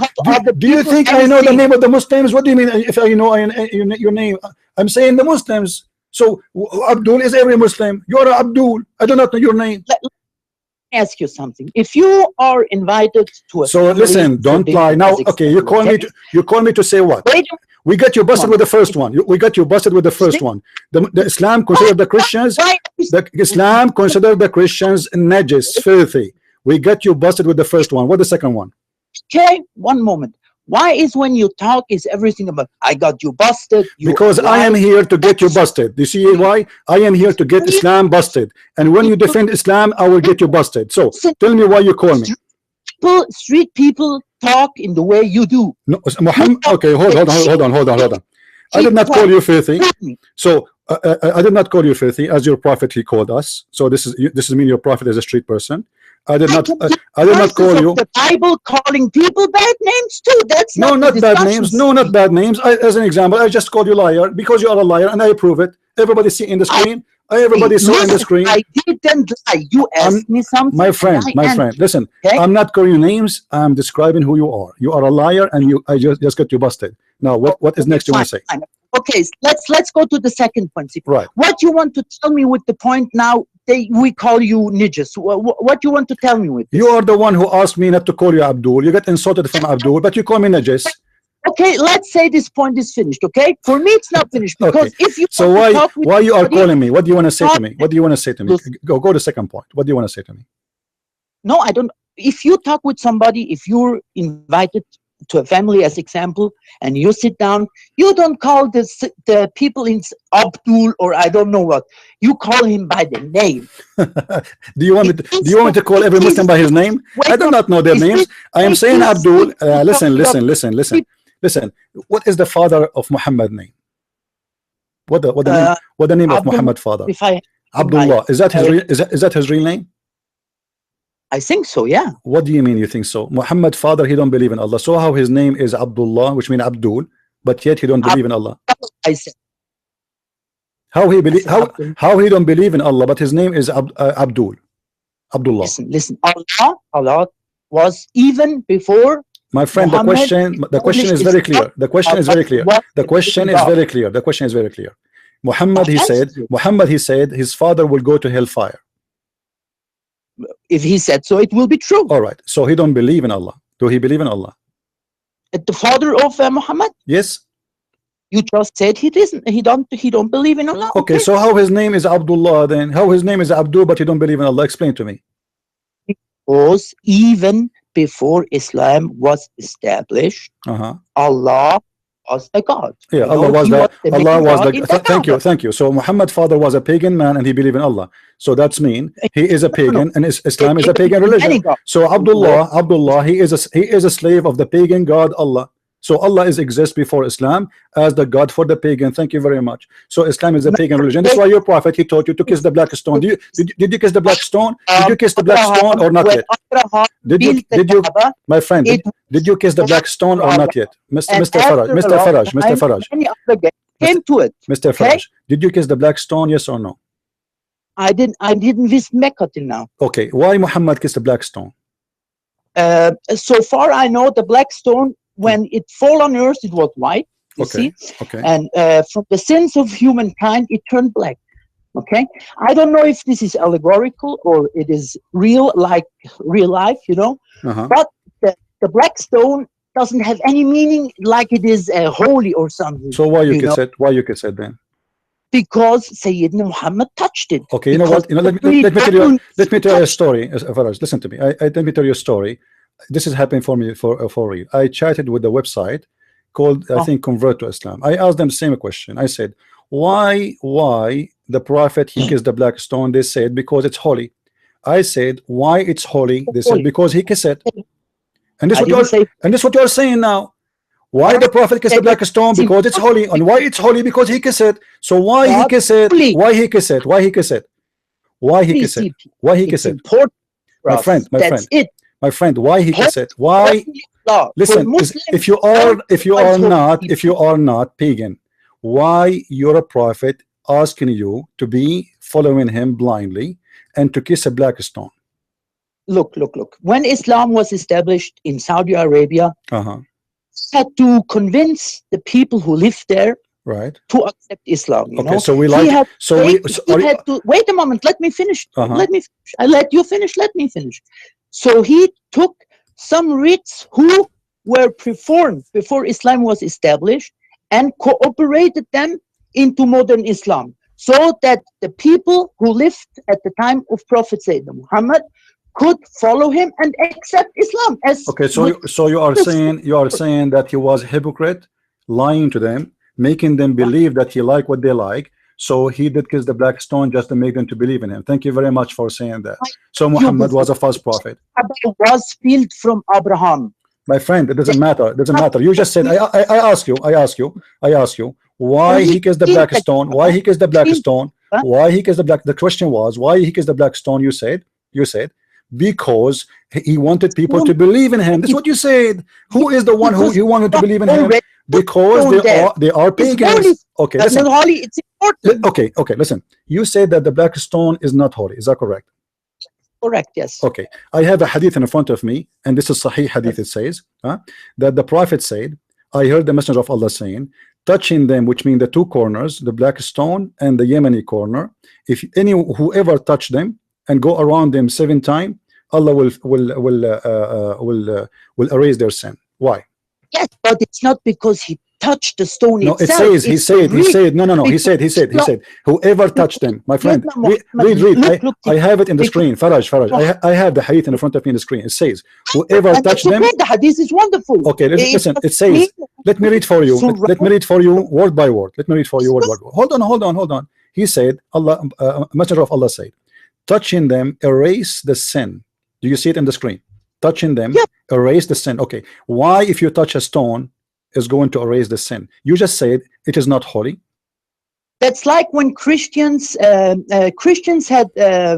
before something that's called Oblast. Oblast, that's in German, means when you go to church and you have sins, you pay money and the sins. No, we don't believe in this garbage. No, we don't believe in that. What money? Listen. You know, when you talk about Christianity, you want to talk about Christianity. You show me what Jesus said. If you pay money, I will forgive your sin. This is what your prophet said. I can show it to you. I can show it to you from the Quran. I can show it to you from the Quran. Now listen. Why touching the black stone and the Yemeni corner will erase your sin? Your prophet, he said that. Are you a pagan? Are you a pagan? Are you a pagan person? Are you a pagan? Yes or no? Look, he said so. Yeah. Because why he said so? Allah told him, when you perform this duty. Why? Okay. So Allah taught him, guys. Allah taught him. If you touch the black stone, Allah will forgive your sin. Why? I'm asking you why. Yeah, I told you, and I give you an answer. Why? It's a that Allah described to Muhammad, and Muhammad told us what to do. Okay, so what is? But you just said the stone is not holy. So why, if we touch the stone, is going to erase our sin? I thought Allah. I thought. Okay, who is the one? Who is the one who erase? Who is the one who erase your sin? The stone or Allah? Allah. So Allah why you is need the one why who you need to erases touch the stone? TP. Why you need to touch the stone? Because it's when you are there, you perform. It's like how can I tell you? It's a symbolic act, CP. Like This when is not we symbolic, stone my the friend. devil, This is not my symbolic no more, because now it's real. Muhammad saying by touching them, it erased your sin by touching them. And you are the one who said, everybody heard you, that the black stone came down as white, as milk, and then became, because of sin, became black. So black make them sin make them black. So now those are living stones. They are. And actually there's a hadith that says that the black stone is the right hand of Allah. What do you say about this hadith? well, then it's a bad hadith. Not every hadith. What do you mean by true. hadith? And you Why? Okay, guys, it's a bad hadith. How you know it's a bad hadith? How you know it's a bad hadith? How you know it's a bad hadith? Right away, you don't like it. I mean, here we go. The stone is erasing your sin, so obviously you are touching the hand of Allah. Otherwise, you need to explain to me how by kissing a stone. I did nothing. I just kissed the stone. Well, you know the funny thing how is, in the world the stone will forgive my maybe, sin? Wait a moment. Maybe if you ask a scholar what is exactly the black stone, he could give you an answer. But most Muslims don't have any connection with these black stones. Only when they go to Mecca, they perform the duty, go around Mecca and touch the stone, and that's it. My friend, I did read all the Muslim scholars, all the Muslim scholars, none of them disagree or dare to disagree with what Muhammad said, and he did, and you know that. So don't tell me we are disconnected. And I will not disagree, and I will also not disagree. All right. And so, it's a weak point in my eyes. What do you want to say with this? That we are idol worshippers? Obviously you are. You bow down to a stone, you pray in front of a stone, you kiss a stone, and the stone forgive your sin. I mean, what is left? What is left? And when you go down to a cross and to Jesus, my friend, show me where in the Bible it says you should do that. There's nowhere in the Bible. If people, there's a huge difference. Listen. There's a huge difference. There's a huge difference. If somebody, listen. Let me talk. There's a huge difference between somebody do something and Jesus say to do something. So if Jesus says to me, go and make a status. If Jesus said to me, make a status, I will make a status, and then you can say, Jesus, he said that to you, but he did not. If Jesus kisses status, then you can say to me, Jesus kisses status, but this is your prophet kissing his stones, teaching you to kiss stones, and saying to you, stones will forgive your sin. How in the world a stone will forgive sin? Hold on. Muhammad, he said, in the judgment day, the black stone is going to have eyes and ears and a mouth. Do you believe in that? You talk like a machine gun. It's my friend. Yes, I am a machine gun of knowledge. I am a Wikipedia. You know who I am? I am a Wikipedia of knowledge. Now listen, answer me. How Muhammad said that the black stone is going to have eyes, mouth, and ears? Is that a correct story, or Muhammad making things up? Is this black stone is God? How is going to have ears? How is going to witness for you? How is going to have a mouth? How is going to have a tongue? Is that a stone or a living person? Let me answer. You ask me about the stone, and I answer you. No, you did not. Stone has, okay, I am answering you now. Listen, the stone has for us Muslims only one meaning. It's when we go to Mecca, we touch it because Muhammad touched it before. The only one who can forgive our sins is Allah, CP, nobody else. This is what I'm telling you for this. Thank you very much for saying that, my friend. Then answer Muhammad. You need to explain to me what he meant by touching stones, your sin is forgiven. He meant, look, what he meant with this is this: you can perform this act in front of Allah, that Allah sees you want that your sins are forgiven. Okay, why? The question why my sin will be forgiven if I touch a stone? This is the question. You are going in circle. Why? Touching of stone. It's my friend. Read. Do you have your computer on? Read. I have it on screen. People, they can see it. It says, touching them. Muhammad said, touching them erase sin. Yeah, CD, it's a ritual. Not more and not less. It's a ritual. Thank you very much. So Islam is a religion of rituals, not religion of real belief. So you are saying to me, by doing some rituals, God forgive your sin? This is not, that's not smart. Okay, I'm going now to burn something in front of whatever, and then I will go around the house 7 times, and then I will just kiss a stone, and by doing that, I doing the rituals. Allah forgive me. This is very funny. Before you can do that, You have to have accomplices like Sayyidina Muhammad did. What You have Muhammad to did? What be Muhammad? successful What like Muhammad? him. What You have- Muhammad wait a did? moment. What Muhammad He did? is the only Okay, let person me ask in you. Let human- me ask you. Let Wait me a ask you. Let me ask you. He is- Was Muhammad's sin forgiven? What was Finish Muhammad? what I want to say. Was He is Muhammad's sin only- forgiven? Wait a moment. He is the only human in history Uh-huh. who combined three major aspects: religion, politics, and warfare. Nobody after him or before him. We have the Pharaoh. We have the hold on. What are you talking about? We have the Pharaoh who claimed to be God.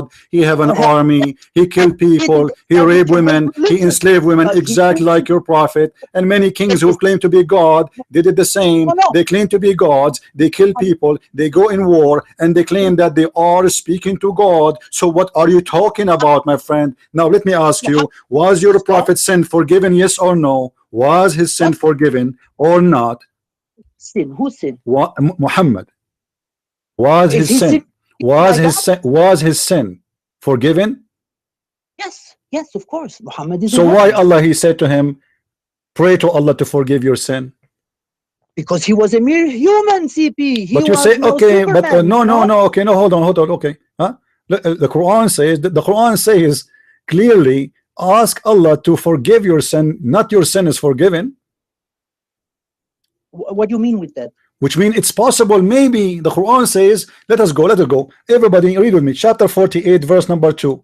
It says it clearly, may Allah forgive your sin. May Allah.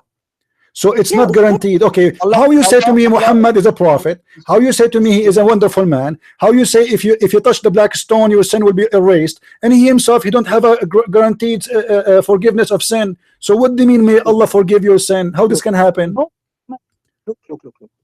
No human sins are guaranteed to be washed away forever. My friend, he just said Muhammad said.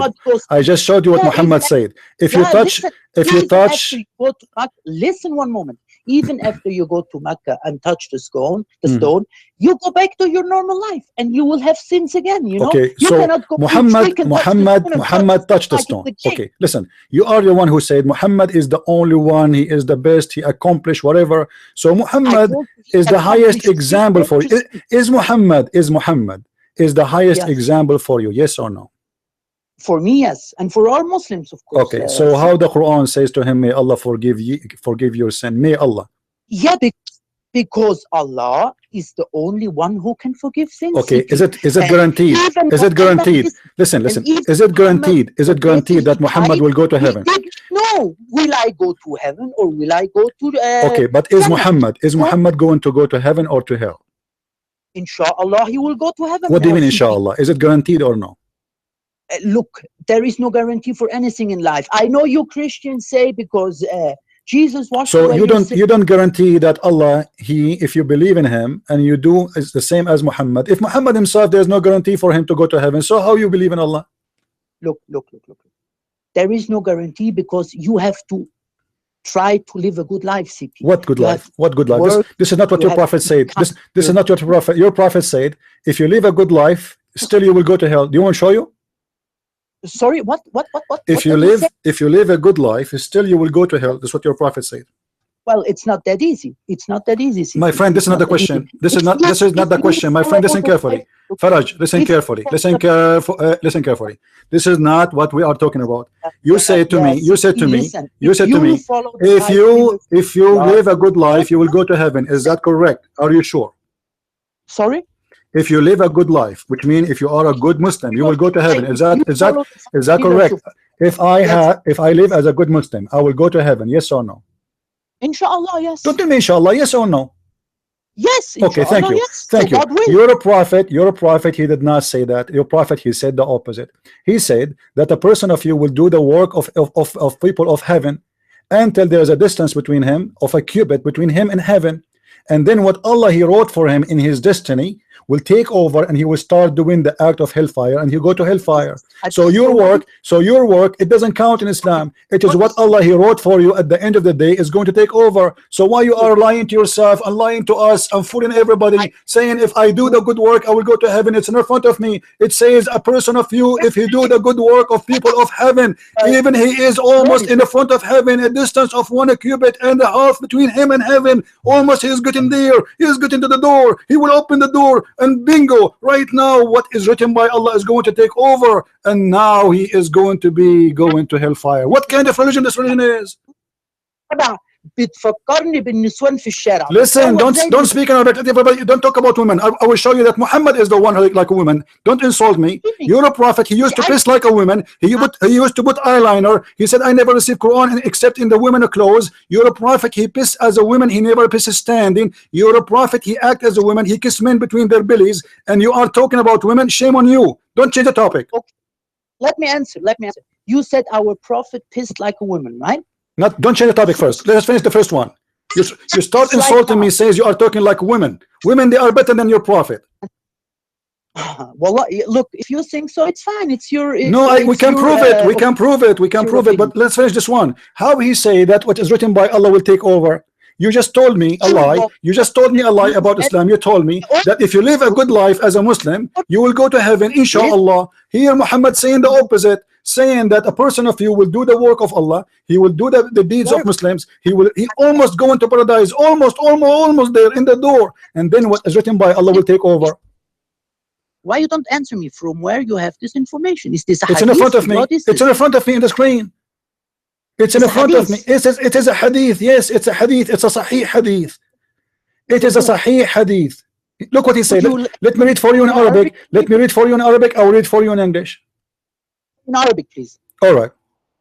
He said, يعمل بعمل أهل النار حتى يكون بينه وبينها غير باع أو ذراع فيسبق عليه الكتاب فيعمل بعمل أهل الجنة فيدخلها وإن الرجل ليعمل بعمل أهل الجنة حتى يكون بينه وبينها غير ذراع أو ذراع فيسبق عليه الكتاب فيعمل بعمل أهل النار فيدخلها.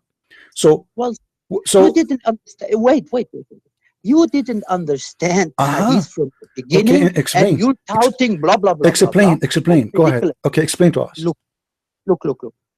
First of all, CP, I was always thinking when I was raised up that we Christians and Muslims are kind of brothers, you know? No, we are not. No, we are not. No, we are not. No, we are not. You are a liar. You are a liar because the Islam says only the believers are brothers to each other. Why you are lying to me? Why you are lying to me? Wait a moment. Why you are lying to me? Do Islam teach that Christians and Muslims are brothers? Why you are lying to me? Yes, of course. Show me the verse. And it's really show me the verse. Show me the verse. Show me the verse in the Quran.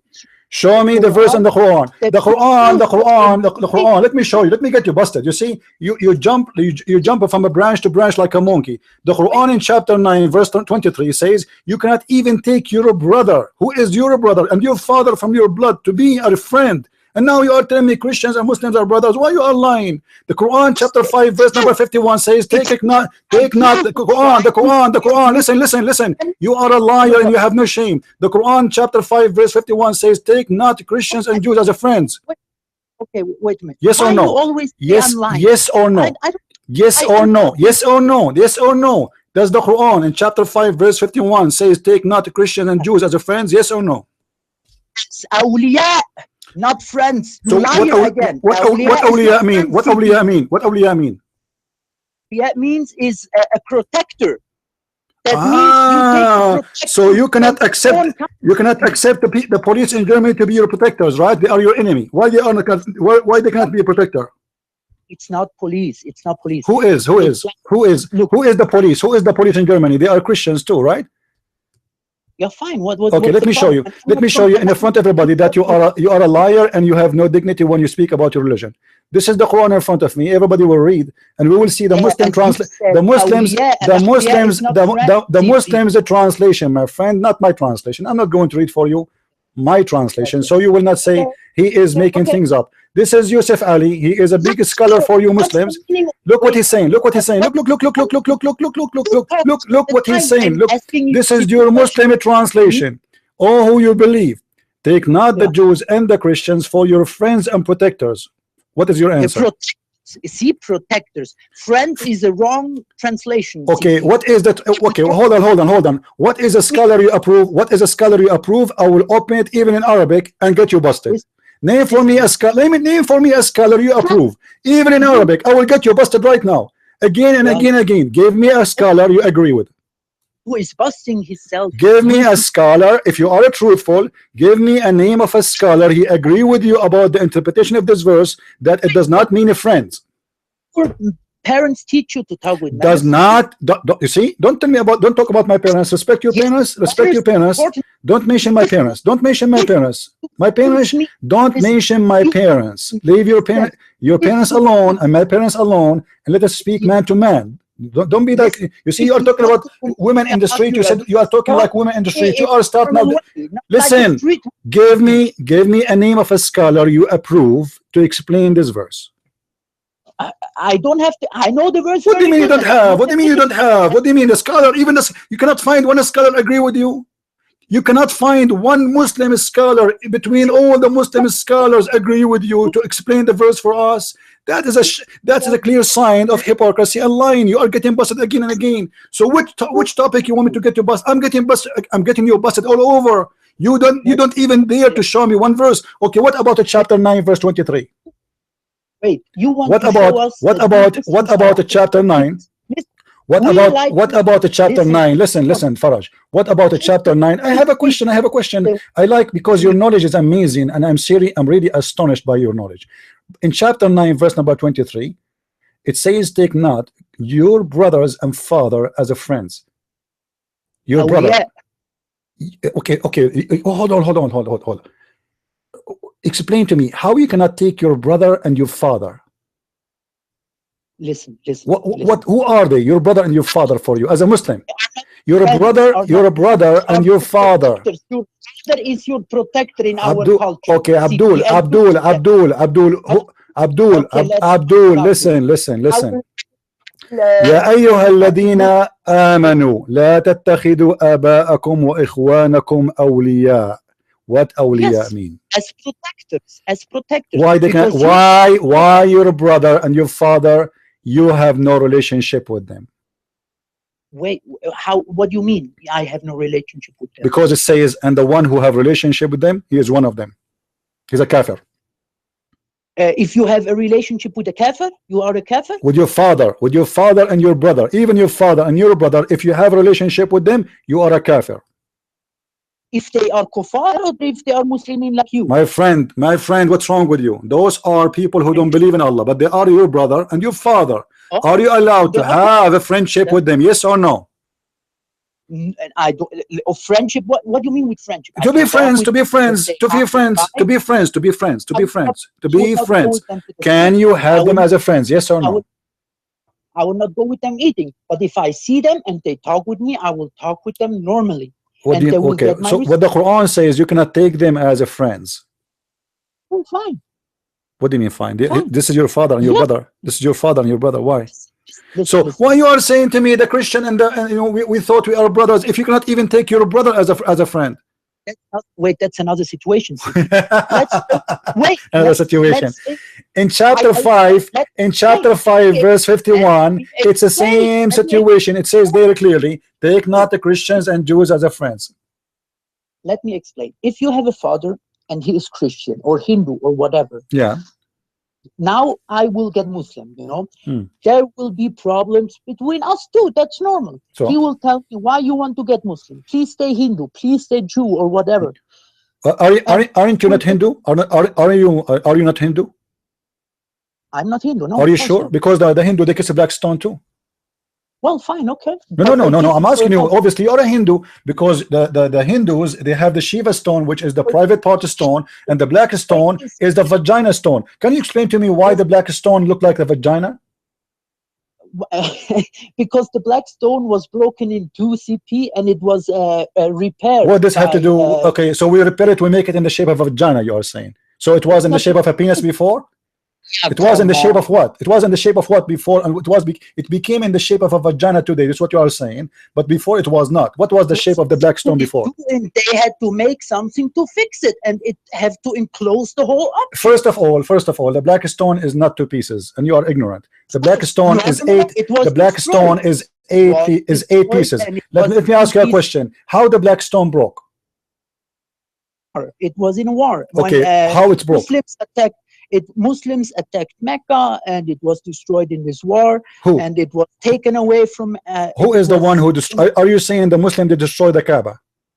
It's not. It was a war. Okay, they destroyed the Kaaba, correct? They destroyed the Kaaba, correct? It was destroyed. Yeah. Okay, is that the Qurmuti? Is that the Qurmuti who took the black stone and he broke it pieces? It's possible. Yeah, I don't remember the name. Let me ask you then. Let me ask you. Al-Qurmuti is not a Muslim. Fine, okay. No problem. He destroyed the black stone and he destroyed the Kaaba. Then how you explain to me there's a chapter in the Quran, it's called the chapter of the elephant, and Allah claimed that when army of Christians came to destroy the Kaaba, Allah he sent an army of birds and they throw rocks at this army, destroy them all. Why Allah did not send his army to destroy the army of Al-Qurmuti when he destroyed the black stone and he stole it, and actually he make it as a poo stone for more than 21 years, and because it was a Muslim army, CP. A second ago you told me they aren't Muslims. A second ago you told me not Muslim. You forgot? A second ago. A second ago. And what do you mean a Muslim army? What kind of a Muslim army? What kind of a Muslim army will kill 10,000 Muslims around the Kaaba and destroy the black stone, destroy the Kaaba, burn the Kaaba, and he was the guy, the Qurmuti, was standing in the Kaaba. Listen. Did Al-Qurmuti stand in the Kaaba, in the top of the Kaaba after he destroyed it, says, "Hey Allah, where's your birds? Where's your birds? Huh?" Obviously he's not Muslim. He's making fun of Allah. He's making fun of Muhammad, because Muhammad he claimed that there is a God who will protect the Kaaba and he will send birds to kill anyone who come close to it. And then this guy, he destroyed the Kaaba. He stood in the top of the Kaaba. He took the black stone. He make it a poo stone for 21 years. He's pissing on the stone, and Allah never sent his birds. And do you know how they get the black stone back? Listen. Do you know how you Muslims get the black stone? The stone you are kissing it right now, which Al-Qurmuti used to piss on it. Do you know how you get the stone back? They paid him a bribe to get it back. They send money to Al-Hakim bi-Amlah al-Fatimi to be the middleman, so he can agree that he will give the black stone back. Where is your Allah? So, wait a moment. So you want to tell me that in the history of Christianity, Jesus always was here to save Christian armies? Don't change the topic. What you want? No, Jesus, he said, no, Jesus himself, hold on. Jesus himself was a crucified, my friend. Jesus himself, he was a crucified. Jesus, he said, if somebody, hit you in the right cheek, give him the other one. So don't talk about that. Don't change the topic. So listen.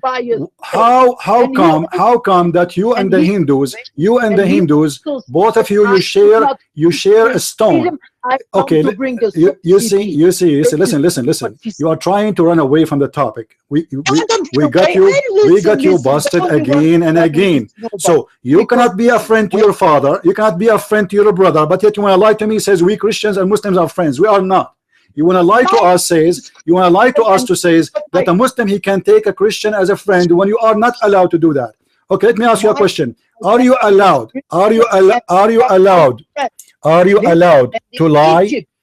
Are you allowed to lie to Christians? Are you allowed to lie to Christians? I am not Shia, CP. I don't. You are Sunni, not Shia. What does that mean? Explain to me, please. What does that mean? You are Sunni, not Shia. Listen. I don't practice taqiyya. That's very simple. But taqiyya Shia is not Sunni. It is for both. This is Quran, my friend. The only one who is cultivated the virtue of taqiyya are the Shia, and you should know this. So you refuse to practice taqiyya even though it's in the Quran? Well, listen. Taqiyya is only in one reason, is when you are under direct threat of your life. If somebody has a gun to your head, that's not true. Okay, can a Muslim? Let me ask you. Okay. The verse says take not Christians and Jews as As awliya. You said, everybody heard you. Everybody heard you. You said that the word awliya, protector, correct? Is that yes, correct? protector. Okay. Guys, did he say protector? So how you are under threat, but they want to protect you?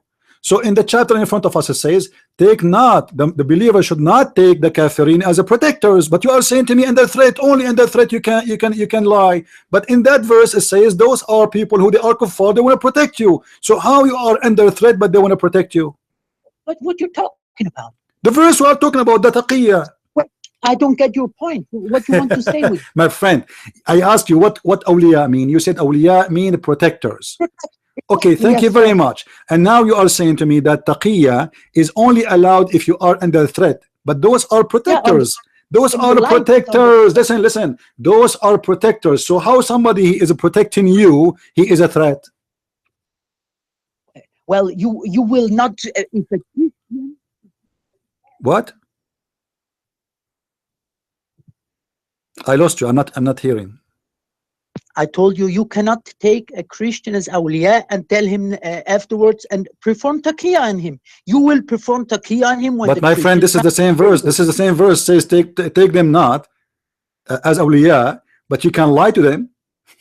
No. This is what the verse saying. Listen, it's okay, not, it's okay, not about okay. Hold on. Okay, I will show everybody. I will show everybody in a second in the front of us. Huh? You are from Egypt, correct? Yeah, right. Originally, yes, yeah. Okay, originally. I am, by the way, I am from China. Now listen. Yeah, I know you're from Egypt, CP. I recognize your accent. Really? Okay, I'm so glad that you recognize, and I like to eat Egyptian food too. I mean, everybody, you see the Muslims every day they recognize an accent of me. Sometime I am Lebanese, sometime I'm an Egyptian, sometime I'm Syrian, sometime I'm a Saudi. Anyway, intelligence. Okay, don't change the topic. Okay, let us not to change the topic. No problem. Yeah, I know Egyptian, and I know how Egyptians talk in the street. Right. Okay, no problem. قال له يا فرحان اللي بس اكون ما ضلطان من وجهك قال له هي من الخناقه يوني شنو ايجيبشن شنو اسمع يا رجال اسمع let us laugh together. You said that the word awliya is a protectors and you repeated that hundreds of times. So now you cannot back up and say I did not say that. Everybody heard you. It's recorded. It is there. Now this is the official Islamic website of the government of Jordan. And we will go to the tafsir. And we will go, listen. We will go to tafsir and we will go to the cousin of Muhammad himself, explaining the verse for us. Don't tell me that the cousin of Muhammad do not know the meaning of the Quran. Let's continue. All right. Look what he said. You cannot take them as a friends. And however, look what he said here. And the one who take them and he is sincere. The one who is sincere in what? In take them as a friend. He has no connection with Allah.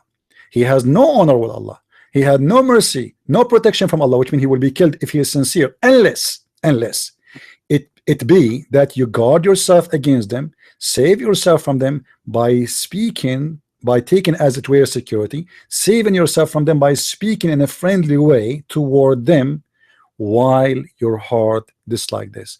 And you are the one who said that awliya mean protection. So those are people who want to protect you. So you want to how you save yourself? Hold on. How you save yourself by lying to them when your heart is just like this, by taking them as a friend but not with sincerity, which means you are not sincere. So the Quran teaching you that you can take them as a friend as long as you are lying to them. You say to them, I am your friend, we are friends, we love each other, you know, Christians, Muslims, you know, we are together, we worship the same God. My friend, it's in front of you. It's in front of you. It's in front of you. It's in front of you. This is not my interpretation. This is the interpretation. Listen, all Christians, Abdul, truly what you believe? Abdul, this is what Islam believe. For me, I have no problem to take anyone as a friend. Jesus did not. Jesus said to me, love your enemy. Listen, Jesus said, love your enemy.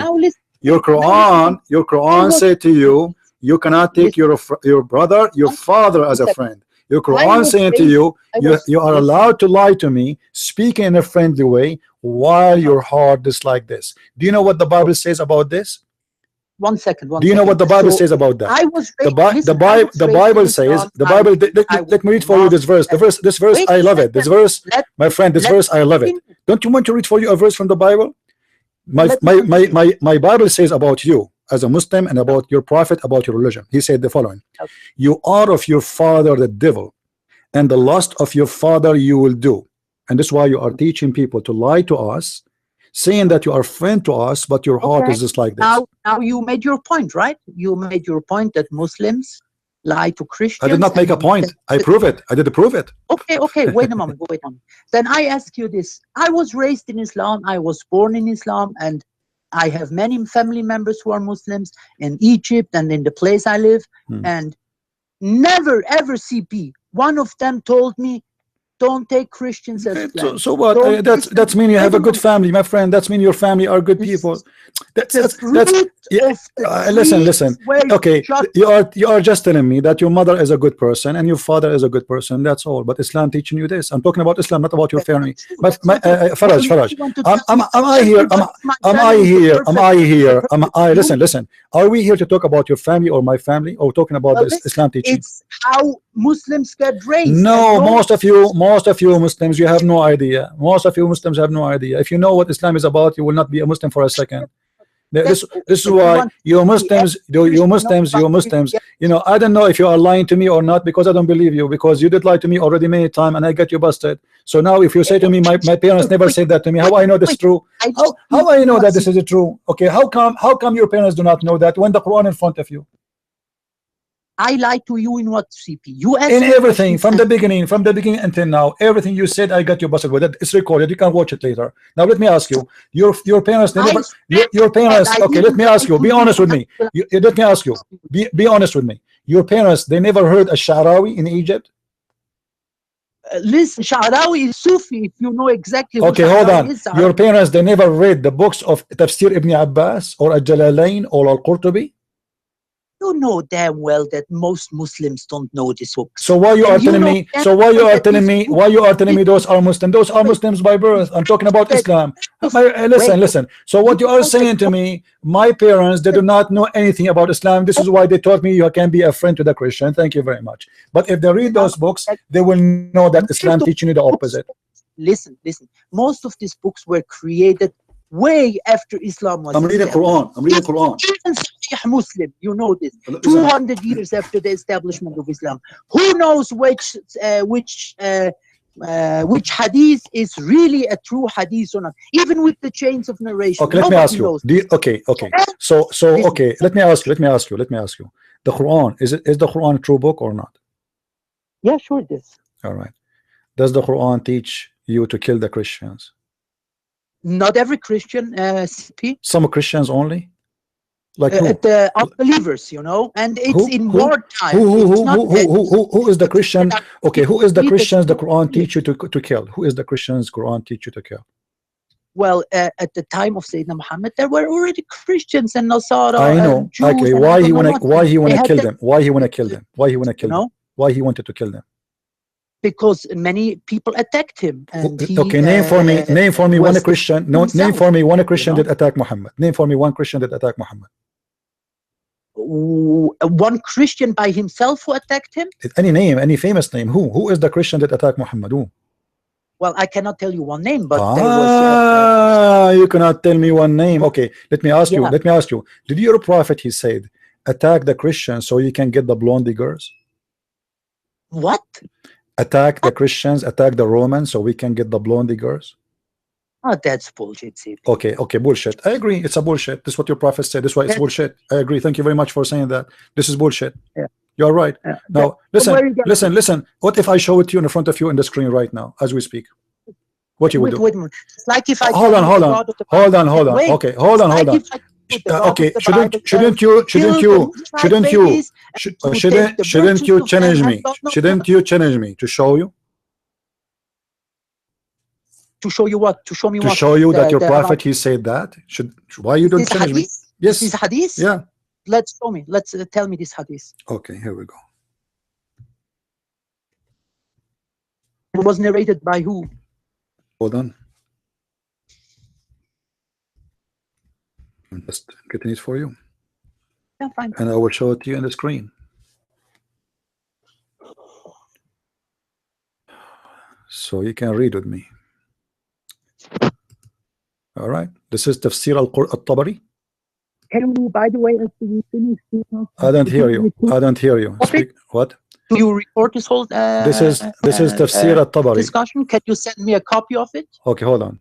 Tafsir al-Tabari. Tafsir al-Tabari. All right. This is Tafsir Surah al-Tawbah. I will go down and I will show you the page number. You see the page number? 287. Page number 287. Okay. All right. Look, go on. Hadith number 16786. Let me repeat again. Okay. Take a note, please. That's okay. 16786. حدثنا القاسم قال حدثنا الحسين قال حدثني حجاج قال عن أبو جريج عن مجاهد. Those are trustworthy ثقات. قالوا قال رسول الله صلى الله عليه وسلم اغزوا تغنموا بنات الأصفر يعني نساء الروم. What do you say about that? Attack the Roman. Attack, you will get the blonde girls. And he meant by that the women of the Roman. Okay. Why a prophet of God, he is encouraging his men to kill Christians so they can get their women who they are blondie. Like when the Israelites attacked the Holy Land and slew the Midianites and whoever else they slew. So, you know? So the Jews, they attacked there to get the blondie girls? they only took the virgins. I'm sorry. No, my friend. No, my friend. Go read. Yeah. You go read. It says they did to them the same as they did to them, which means those people they attacked them and they attacked them back. Bullshit. Bullshit. So okay. You want to tell you know, as long you are quoting for me, why you don't read the chapter? The chapter there in front of you. Come on. You see, you have no idea. You Muslims, you are copy paste of each other. Your prophet, he is the one he's attacking the Roman. Your prophet, he sent a letter to the king of the Roman. Listen, did your prophet send a letter to the king of the Romans saying to them, Aslam Taslam, convert to Islam, you will be safe, I will not kill you? Yes or no? It happened long ago, and today CP, we have different rules, you know. It's written in the Quran, but we have so you admitted that your God Muhammad, he was attacking his neighbors just to get women, and he liked blonde women. So Islam is about attacking neighbors. So, you just you admitted that. Listen, Faraj. Listen, Faraj. No, you know, Faraj.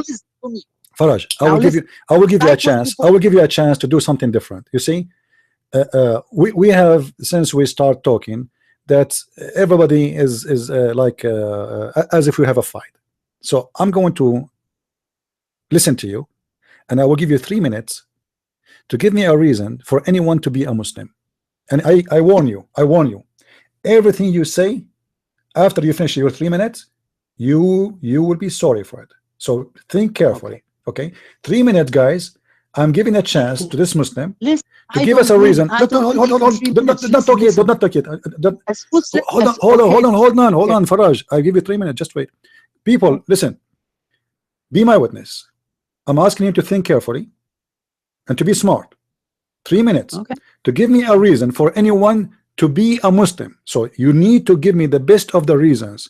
You want to talk about Quran, miracles, I don't know. Talk about anything you want. 3 minutes. Why somebody want to be a Muslim? Yours. It's your 3 minutes. I'm listening. Listen, CP. I am reasons. There is one God, one creator of the heaven and the earth. The God of Abraham and Moses and Isaac and Ishmael, you know. This is the God I follow. And we as Muslims believe that if you follow the one true God, and if you try to perform a good life and don't do bad things, you know, crimes and drugs and stuff like this, you have the chance to enter heaven, you know. There is a relationship between you and Allah directly, nobody between you. You can talk with him in the morning, in the evening, in your break, whenever you like. Allah is always here for you. And many times he helped me and hear my prayers, CP, you know. That's it. I am Muslim because I believe in the one true God, and I follow him with all my heart and with all my soul. Done? Are you done? All bad talking and all cursing and all I don't know what, it's okay. You can do what you want, but that's what we Muslims believe, you know. And I telling you again, and I'm telling this with all honesty and with all truth of my heart, I don't hate Christians. I was not raised to hate Christians, and I never heard one Muslim telling me, Farag, hate Christians and don't take them as friends or whatever. Never. Not in one mosque, not by anybody, not even family members who are ikhwan told me like this, you know. Are you done? That's CP. Yeah, okay, thank you very much. Guys, did we heard him saying that he believe in one God, the creator? So how you explain to me the Quran says that Allah is the best of the creators?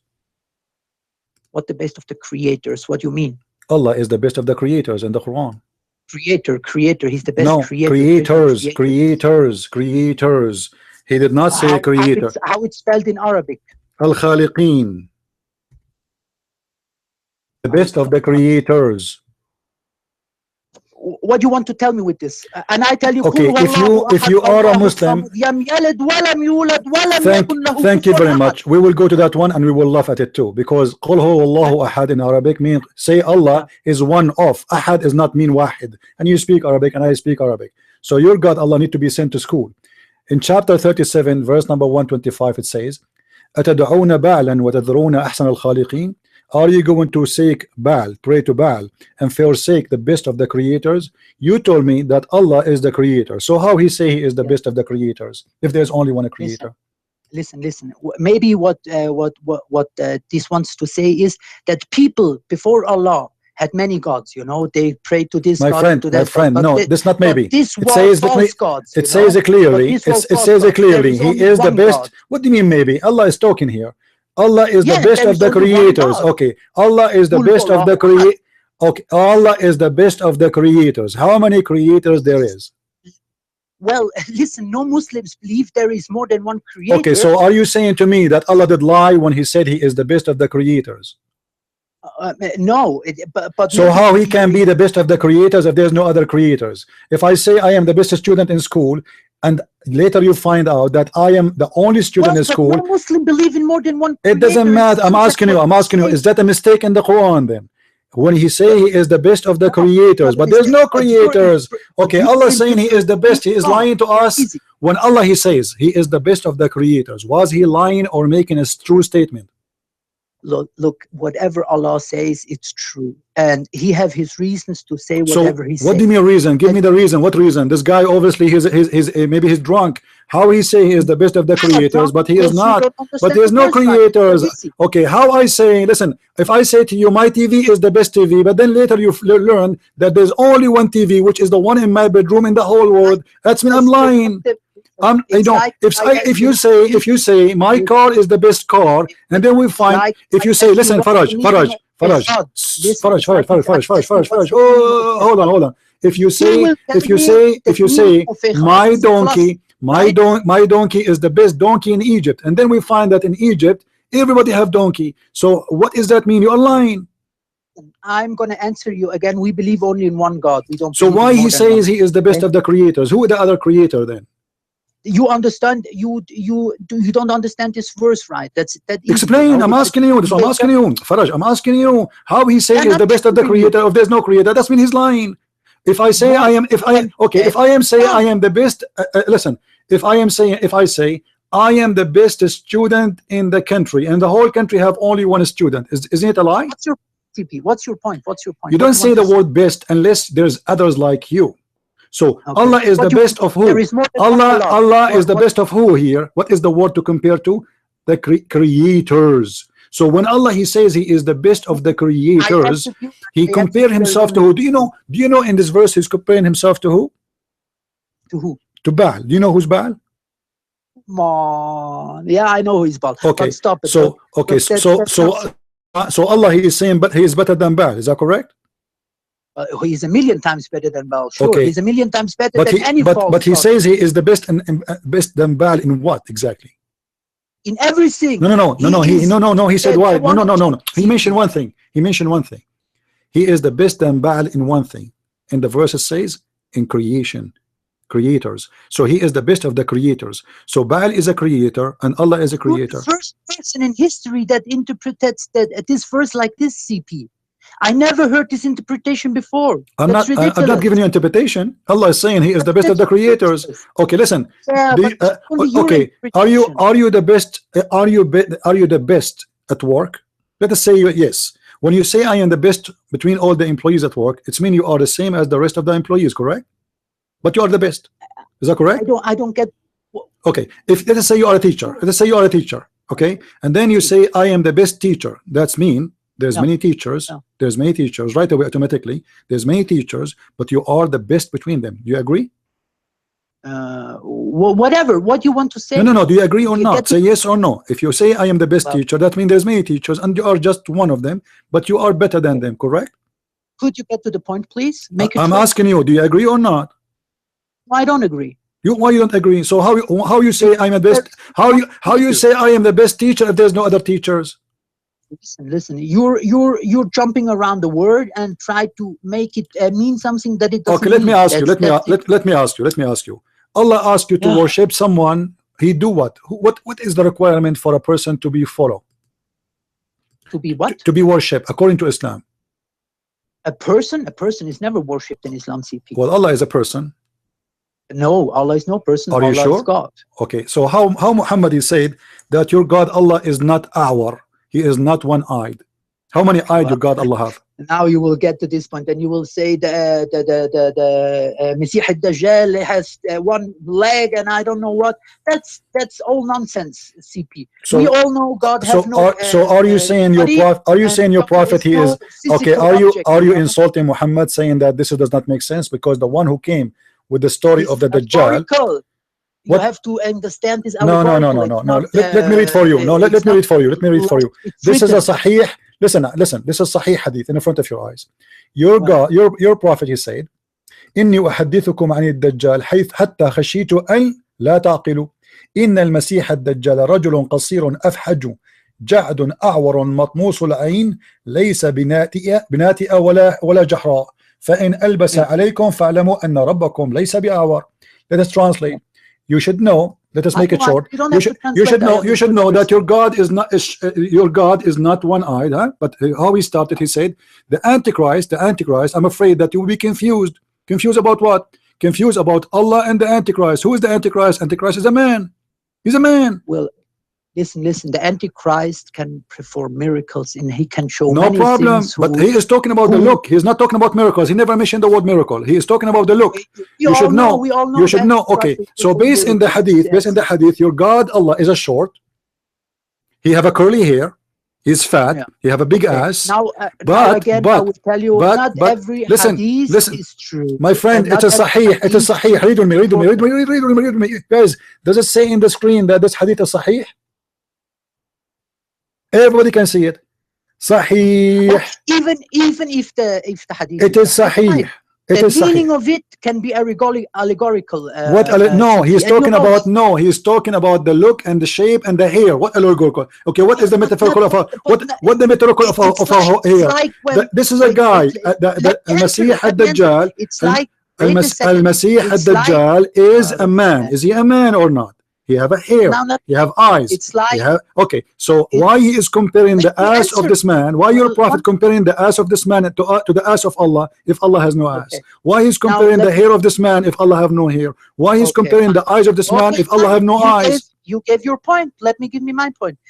In the Bible, there are many things who describe dragons and have feet from bronze and I don't know what. Is this everything written like allegorical too? You have to understand these things in a secret meaning. No. Okay. Well, listen. You see, we when we speak to Muslims, we don't give our own interpretation. I can go right now and we can find your interpretation for this hadith. Okay. I asked you before. Do you remember? Do you remember when I asked you, name for me one cleric, one scholar you agree with, and you refused to give me one? Well, it didn't come in my mind. From the millions of scholars, you could not find me one. You're right. What about Al-Qurtubi, Al-Tabari, Al-Jalalain, Ibn Kathir? I can remind you. Okay, all of them, they agree that this is the look of the Messiah, the false Messiah. This is not a metaphorical thing. This is real. And Allah is not one eye. And I can right away pray for you. Tons of videos on YouTube. Tons of videos on YouTube speaking about Allah. Let me ask you. Do Allah have legs? No, he don't. Who told you And that? if he have, it's not legs like we can imagine, you know. Oh, so his legs is different. If he have, Do he have legs or not? The question is, do he have legs or not? well, if I told you, if he have, Don't it's tell me not if. legs. I'm asking. I'm a Christian. I'm a Christian. I want to learn from you. Do Allah have a leg? Yes or no? Not human legs. Okay, not a human leg. Spider doesn't matter. He have a legs. Why Allah have legs? Yeah, who knows what the leg of God is like? This is another question. This is another question. Why he need legs if he is God? You see, Jesus, he came to earth. He walked with legs in the shape of a man. So we understand why he have legs. Why Allah in heaven he have legs? He want to play soccer? He want to play football? Or he want to kick ass of somebody? Why he have legs? So you want to tell me that Why? Jesus Why? was No, God? listen. Why he have legs? Is he a human? Is your God Allah a human? No, he's no human. So why he have legs? Why he have? Why have legs? What he will do with the legs? That only God knows. What God knows, what he does. Okay, with God so how you legs. say, how you Muslim, you say that your God Allah is not a man, but yet he have a leg. So you are saying to me he's a beast. How many legs he have? How many legs he have? Wait, How many? honest, How I many? never heard this before. How many legs he I have? never- Allah, how many Wait. legs he have? I Abdul, never heard how many before legs? that Allah How had many legs for legs? anybody. That's No, even the Quran says that. وَيَوْمَ يَكْشِفُ عَنْ سَاقٍ وَيُدْعَوْنَ لِلسُّجُودِ فَلَا يَسْتَطِيعُونَ. My friend, you are talking to someone who knows Islam in all the way deep. And I know my deen also very well. No, you And do not. never, No, you do ever not. And non-Muslim no says he Muslim. has legs Let or me something. tell you something. Nobody. There's no qualified Muslim in this earth can debate me, and I assure you that. And I challenge you to bring me a Muslim. He can debate me. None of you. None of you. None of you. Nobody can debate me. So don't play games with me. So you just admitted. You just admitted that your God Allah have a leg. I'm asking you. All what you are saying. Your God Allah legs is not like mine. Who care? This is not the topic. No, no, he have. The hadith says, the Quran says though, the scholars they say so. He have a face, he have hands, he have 5 fingers. He have 5 fingers. Let me ask you, what he would do with his fingers? What he would do with his fingers? Why Allah have 5 fingers? What he would do with them? Yeah, CP, if you are this great scholar you are pretending to be, why I never see you discussing big scholars in TV like Shabir Ali or somebody Shabir Ali is an idiot. Shabir Ali do not even know how to read the Quran. This guy is a scholar. He ran away from me. Go and ask him. Go and ask him. ABN, this casual debate between me and him, and the guy, when he learned that this is a Christian prince, he said, he sent an email. The email is would be ABN. He said, I'm busy with my PhD. Thank you very much. Later maybe. He ran away. He ran away. He is a potato. He is a potato. Zakir Naik, he ran away from me. So let me ask you a question. Can you find me a Muslim he dare to debate me? I'm talking with you. You are not. You are not. You have no answer. Since we started, you are getting shower from the beginning. I want a Muslim he can stand for me. Listen, I have no answer. Every question you give me, I'm answering you. That's and every answer you give me, I got you busted with. So now let us go back to the question. Why Allah have legs? Listen, Allah have no legs, CP. I told you just said so. You said so. You said so. You said Allah legs is not like our legs. Allah legs is not our like. This is what you said. Allah legs is not like our leg. So he have a leg. He have a hand. He have. Okay. The Quran in front of us. He said, and the Hadith says the Muslim they said to Muhammad, "Are we going to see Allah in the Judgment Day?" And this is a Sahih Hadith. He said, "Yes."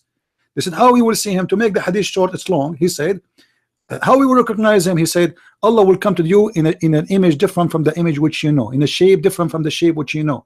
And then you will say to him, we seek refuge against thee, you are not Allah, and we seek refuge to Allah from you, which means Muslim consider Allah shaitan just because he changed his shape. Maybe he come to them in a Halloween form, or maybe he is coming as a Santa Claus. So then Allah, he come to them and he will say, he will come back to the original shape and he will show himself, and then the Muslim, they will recognize him. The Muslim, they said to the Prophet, how we will recognize him? He said, he will go and show his shin.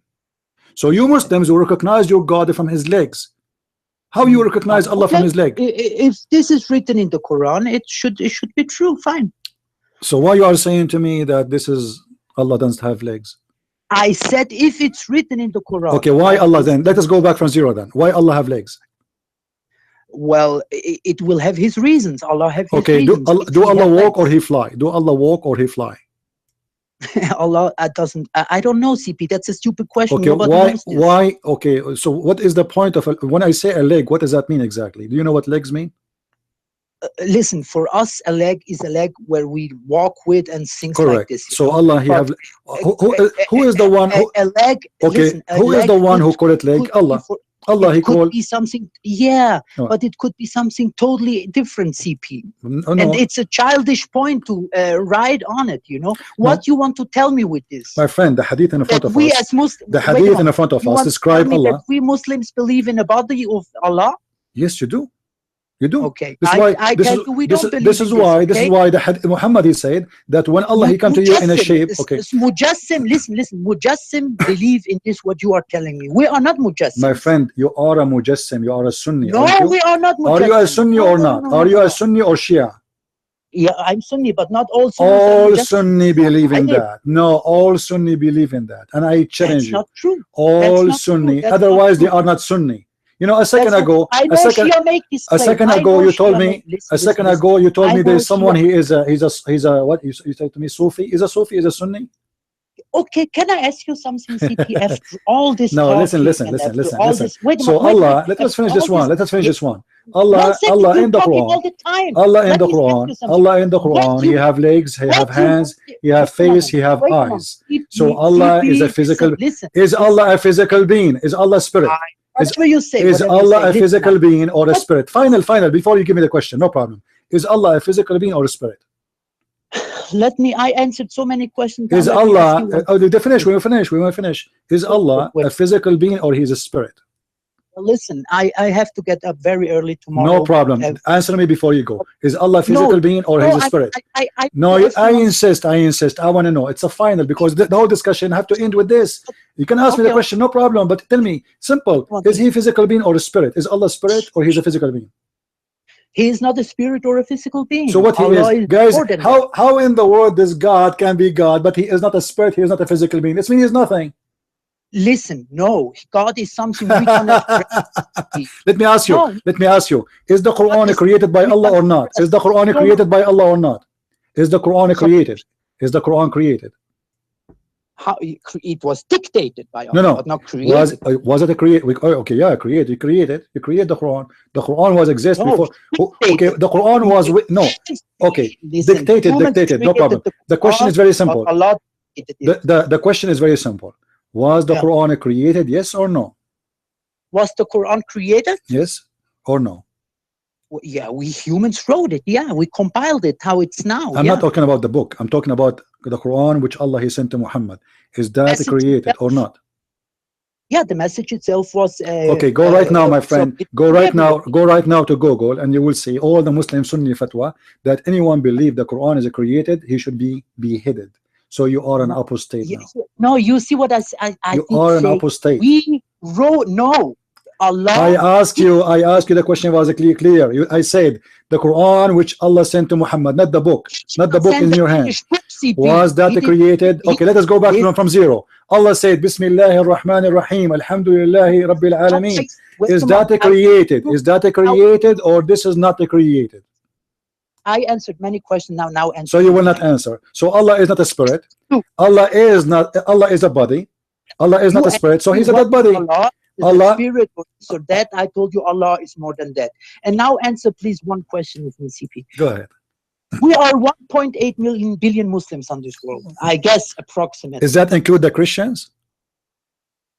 Well, I think so. So how you count the Muslims in Egypt? You count everybody there except including the Christian, right? You count all the Christians in Pakistan. You count all.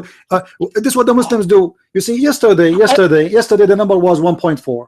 So overnight became 1.8. Next week you will come to me and you will say we are 2 billion. Let me tell you the news, my friend. Let me tell you the news. If the number will make a difference, finish you. The Hindus is more than. Why you are mentioning to me the number? We are twice more than you. So what that who care? Okay, listen, it's not the number. What I want to tell you is this. There are many Muslims and there are many Christians on this world.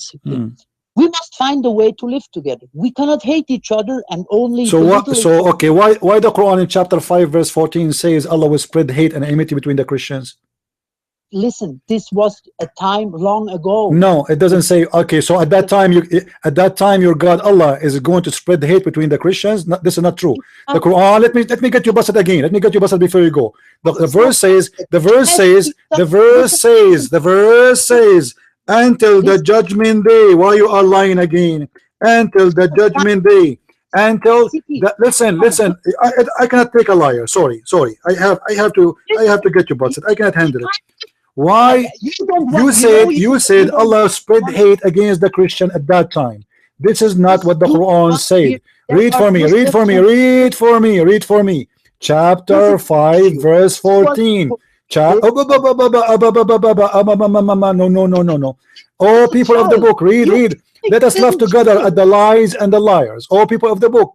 Huh? Listen, look, my son is 5 years old and he does the same. Listen. Look what your God Allah saying. Look what your God saying. We string them with enmity and hatred between one to each other until the judgment day. Until the judgment day. This is your Quran. So why you are lying to me, saying this is to me? This is was at that time.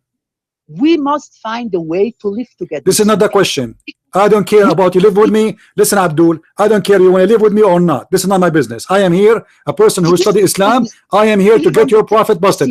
Your prophet is a liar, and this is what I'm doing here. So now you are a liar like your prophet. You told me that Allah spread hate between the Christians only at that time when the verse says in front of us until the judgment day. So the question, what kind of God he want to spread hate between the Christians when you are the one as asking me to live as a friends? This is hypocrisy. This is a lie. This is a religion of the devil, and you are trying to fool us, playing that you are a victim, playing that you are a nice guy.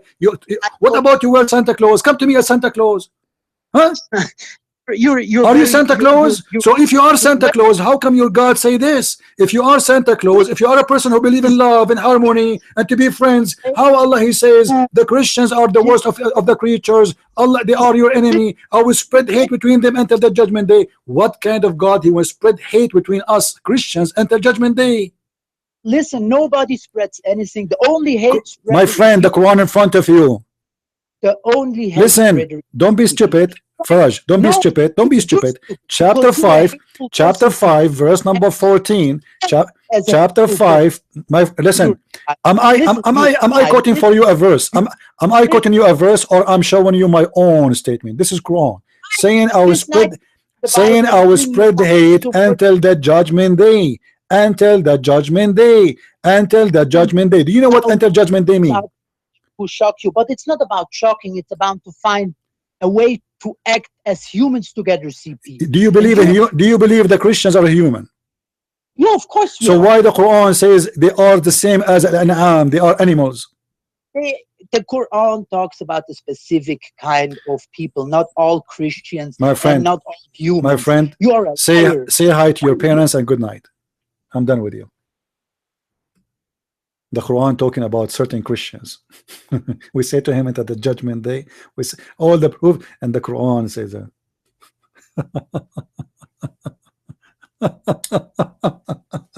Muslims, honest to my Lord, the Messiah, the Lord of the Lords, and the King of the Kings, by his name, we are victorious.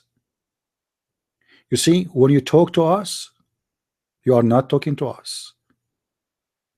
The Lord is going to defeat you. Your father is the devil, and this is why everything you say is a lie. You are of your father, the devil. He was a murderer.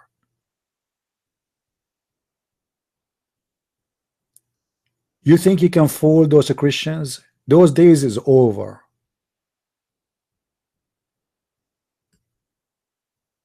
Those days are over.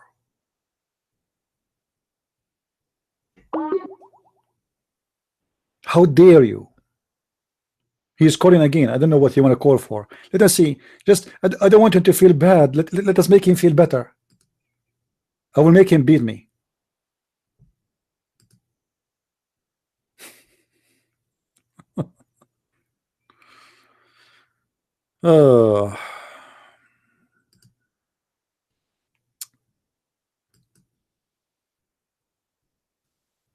What happened? Let me call him back. Poor guy. What happened? My friend, there's something else you want to say? You want to cry and you want to say to me it doesn't say that. It doesn't. Wait, what happened? So What listen. happened? What do you want to say to me? That's fine. That's Can I fine. continue? What Okay. do you want What to I say? want to say is this: I was not raised to hate each other. See, My friend, I don't care. This is not my let me business. continue. يا فرج يا فرج يا حبيبي. You اسمع spread اسمع only اسمع hate, اسمع and you يا want to فرج spread. اسمع. I'm here to talk about your mother and your father. I respect them. You are a very. I'm not Listen, talking they about are your Muslim. parents. I'm not My talking about your father is parents. Don't tell He me about my present family. Did not teach me. Did not, etc. I don't care what your family taught you. Good for you. You have a good mother. Ask me as You have a good father. says, That's wonderful.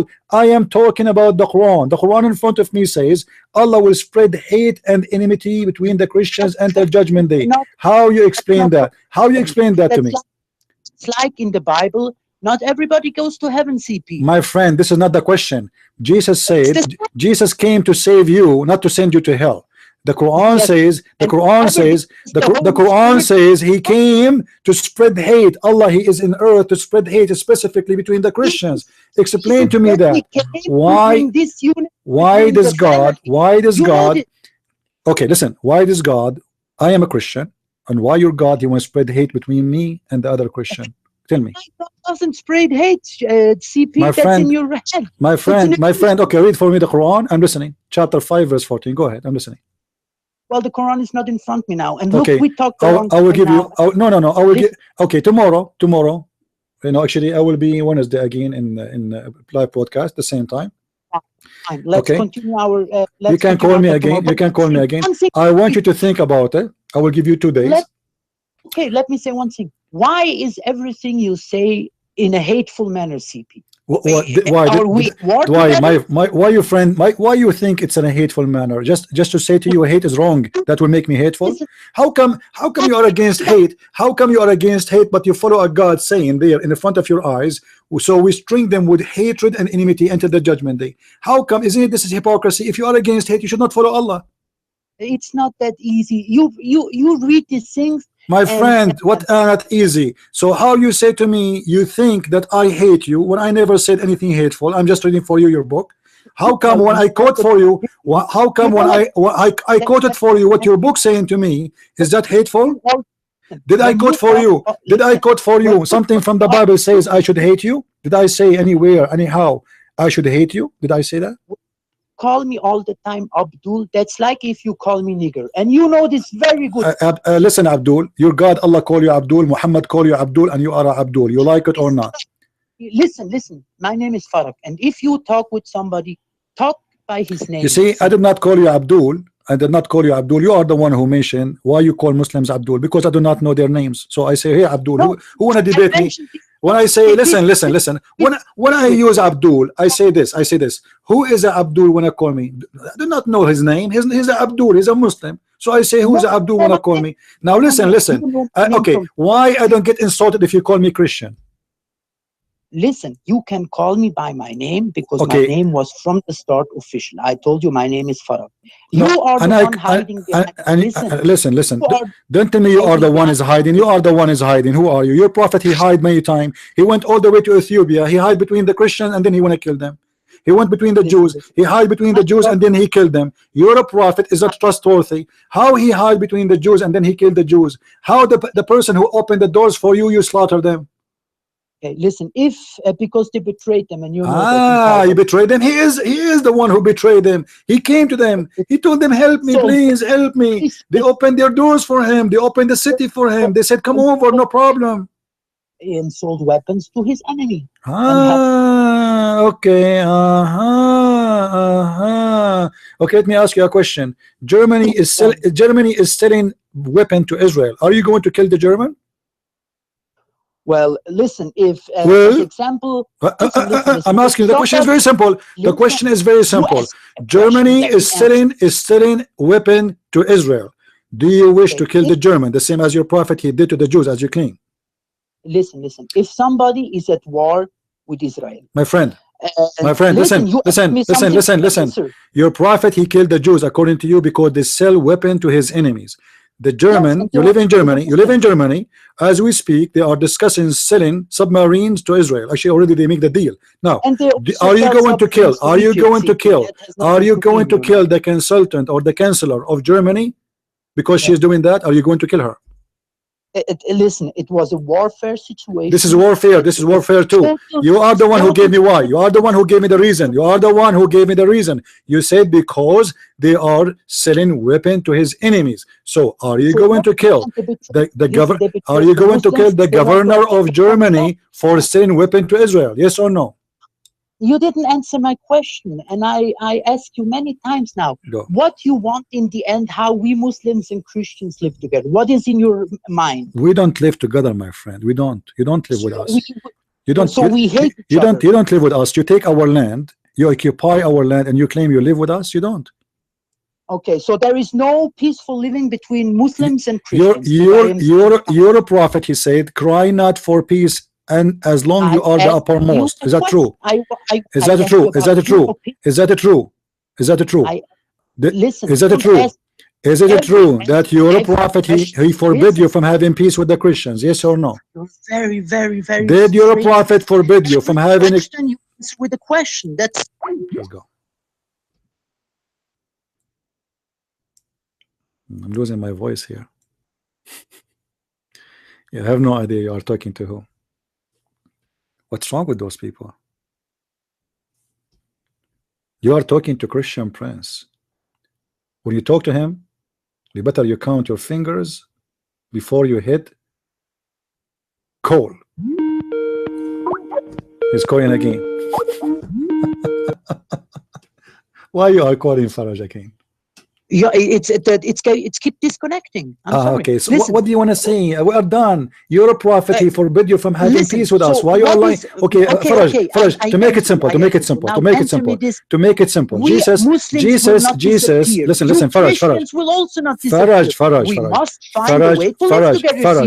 my friend. We must. Jesus. Okay, hold on. Jesus said, love your enemy. So even if you are my enemy, Jesus ordered me to love you.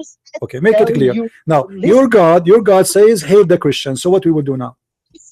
Which one you want to follow? Which one you want to follow? Be honest with me. Which one you want to follow? Jesus who said love your enemy, or Allah who said I will spread hate between them? To bring peace, he come to bring war. And he also said, that's not true. This is not true. This is not true. This is a lie. This is a lie. This is a lie.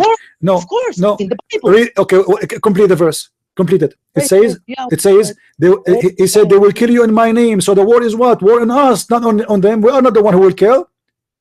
They will kill you because of me. They will discriminate you because of me. So why you are quoting the verse without completing? The war in what? Who is the one who will wage the war? Who is the one who will wage the war? The war will be in us. And this is the example. This is the proof. You Muslims attacked the Christian in Egypt. You took their land. Let me ask you. Is the land you are from? Is that your land, or this is a land of occupation? You stole it from the Christians. Now listen. How? Good night. Good night. Listen. Good night. Unbelievable. The peace. They give you speech about peace. I wish the Muslims believe in peace. You want to lie to yourself or lie to us?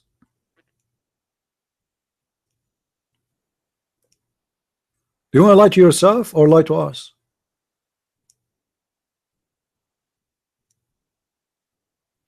Islam is religion of hypocrisy and stupidity. Go ahead, think twice if you want to call, no problem. Anyway, obviously, you know, the Muslims, they have really nothing to say, and they think what they can do with Western they can do with me. I am a Christian Prince, my friend. I spend my life studying this stupid cult. I don't have a PhD, but I do not need it. I never saw someone have a PhD. He speak knowledge. Hello? Hello, bro. Hey, my friend, how are you? How are you? Right, I was listening to the debate. Right. Unfortunately, the word listen was probably repeated about 1,000 times, because it's very difficult to sometimes have a very clear dialogue. I just wanted to call because he mentioned near the end where he said, why you did he said something like, why you spreading hate, or why you hateful? Yeah, like it sound like, you know, like you speak like as if you hate the Muslims. Yeah. Yeah, so that, first of all, that shows that he doesn't disagree with you, because he's not saying why you spreading lies or why you're making fabrication about Islam. He's saying why you're being hateful, and that means that you're telling the truth. Two, it also means that he already has made a perception that you're hateful before listening to what you're saying, because he's already made that perception. So it's a bit like, you know, the people on the left, for example, these Antifa liberals, you know, they already have a perception about somebody who's, say, right wing. So they already made their mind up before they even debate. Are you with me? So he's already made his mind up that you're being hateful as long as you're explaining Islam. So that shows where he stands with that. You're not being there like an ISIS person telling the Christians, for example. You're not being here telling the Christians from the Bible saying this is what we should do to the Muslims. All you're saying is, look, this is what Islam teach, this is what Muhammad did, this is what Allah said, this is in the Quran, this is in a Sahih Hadith, this is what the scholars say, this is what the scholars agree. And then all we have to do is we have to look at 1,400 years of a Muslim history, where countries that have been persecuted, lands that have been stolen. This has happened in my country, you know, not just Egypt, not just Syria. These things, most of Balkans in Europe, Eastern Europe, you know, these countries were invaded by Ottoman Empire, and the power that they use, the way that they use, is purely killing the Christians, and anybody who converted to Islam would get the best land. And I know that as a fact, you know, coming from those countries. And this is what Islam is. But this guy was simply didn't want to, anything that you said, he tried to twist the conversation. Are you with me? Yeah, I'm listening. Because I talk too much, so I'm listening. Okay, no, I thought I put you to sleep. You know, even when, for example, as soon as you said about the best of creators, initially he tried to deny they exist. Then he found out that he exists. Then he tried to say, yeah, I don't understand what you were saying about this. What is the big deal? You know, he just tried to make it irrelevant. Yeah, and this shows that, you know, why, and he talks about being honest, and he talks about his family never saying anything, or mosques not teaching about anything. I don't really think there is a mosque, if it's a Sunni mosque, that doesn't say anything, because first of all, you know, isn't it on one of their prayers they say, oh Allah, don't let us be like the Jews and the Christian? Yeah, don't make us like the same. Yeah, the chapter 1 verse number 7. Yeah. You know, so how can you say that when first thing you do if you're praying as a Muslim, that's what you do. And essentially every verse you were showing from the Quran, the guy, all he was doing is saying that, you know, almost he couldn't say, he can't, unfortunately they can't say for the Quran it's weak, you know, because obviously that means he's committing shirk and stuff like that. But he's just, no, this is metaphoric, brother. He never, you know, when somebody says it's metaphoric, at least explain how it is metaphoric, you know? Yeah. You don't just say it's metaphoric, it means nothing. No, you will notice always the Muslim, they have an agenda. That's in order to try to shut you up. They can't answer you. So they try to make you look as an ugly person in the eyes of the audience. So you are teaching hate. What I said nothing about hate. I'm talking about your hate, you know. So they try to flip the table on you by accusing you in what is written in their books. So we talk about what is written in their books, and then they say to you, you are spreading hate. Okay, why when I quote your book we spread hate? If I quote what Jesus said, we don't spread hate, we spread love. So if I quote what in your book, you accuse me of spreading hate. So Muslims, obviously, they they feel ashamed, or they say it's very embarrassing to be a Muslim. And the second they notice that they are no match, they try to talk about my parents did not tell me that. Who cares if what your parents taught you? Maybe he's right. His parents did not tell him, but I don't believe in that, because this guy is born in Egypt. He lived in Egypt. He knew what's happening there. Christians are slaughtered, killed. Their churches is burned. Right as we speak now, this week, 3 churches are closing down. Muslims throw rocks at the churches, forbidding them from entering the church, and this is right as we speak. So when they say to us, like, the Muslim, he tried to play as a person. He is coming from different galaxy. He's like Marie Antoinette, the Queen of France. They asked her why people don't. They said why they are striking. They said they are hungry. They said why don't they eat cake? So people, they should eat cake as if nothing happening. Why we can't be friends? As if he know nothing about what's happening. They kill us. They take our land. They took our churches. They convert them to mosques. They force people to convert to Islam, and then they say why we can't be friends. But CP, why is he saying? Why is he asking us why we cannot be friends? When has it been the Christians who are saying we don't want to be friends with, say, anybody? Well, that's what I showed you. The Quran says. I showed you. It is the Muslims that don't want to be friends. Right. So we should ask the questions. Yeah. Why can't we be friends? And they should answer. That's why I shut him up. I shut him up right away. So when showing him the Quran saying that he cannot be a friend to any of us, even his own family, he cannot be a friend for them. But if his family, right, don't hate the Christians, if he doesn't hate the Christians, if he wants to be friends with a Christian, what does that show you? That shows that he's a lot better man than Muhammad and a lot better than Allah. My friend, if he don't hate the Christians for real, as he claimed, and his family do that, according to Islam, according to the Quran in chapter 5 verse 51, the one who do that, he is not a Muslim. He is one of us. Everybody can go. He's supposed not to have his brother and father. Yes, you see, as a friend in 923, isn't it? Yeah, 923, and both of them, 923 and chapter 5 verse 51 says it clearly. If you take them as a friends, you are one of them. You're a kuffar, basically. So you are an apostate. Yes, you became one of them. So if you take the Christians as a friends, you are a Christian like them. You are not a Muslim no more. Yes, I mean, Faraj, he says we don't hate you. I'm showing him the Quran in front of him. Okay, I mean, you see, guys, what Faraj is saying in the text. He says we don't hate you. Okay, first, thank you very much for not hating us, but this is not Islam, my friend. This is you. Maybe you are a good person. Huh? Even in UK the other day, there was a Christian Pakistani who live in a Christian sort of also near a Muslim community. He got beaten up, had his car broken. He's got beaten up very badly, simply for having a cross in a car, and obviously for being a Christian. This is in England, Yeah. So imagine if this guy was living in Syria, Libya, Saudi Arabia, Indonesia, these sort of places.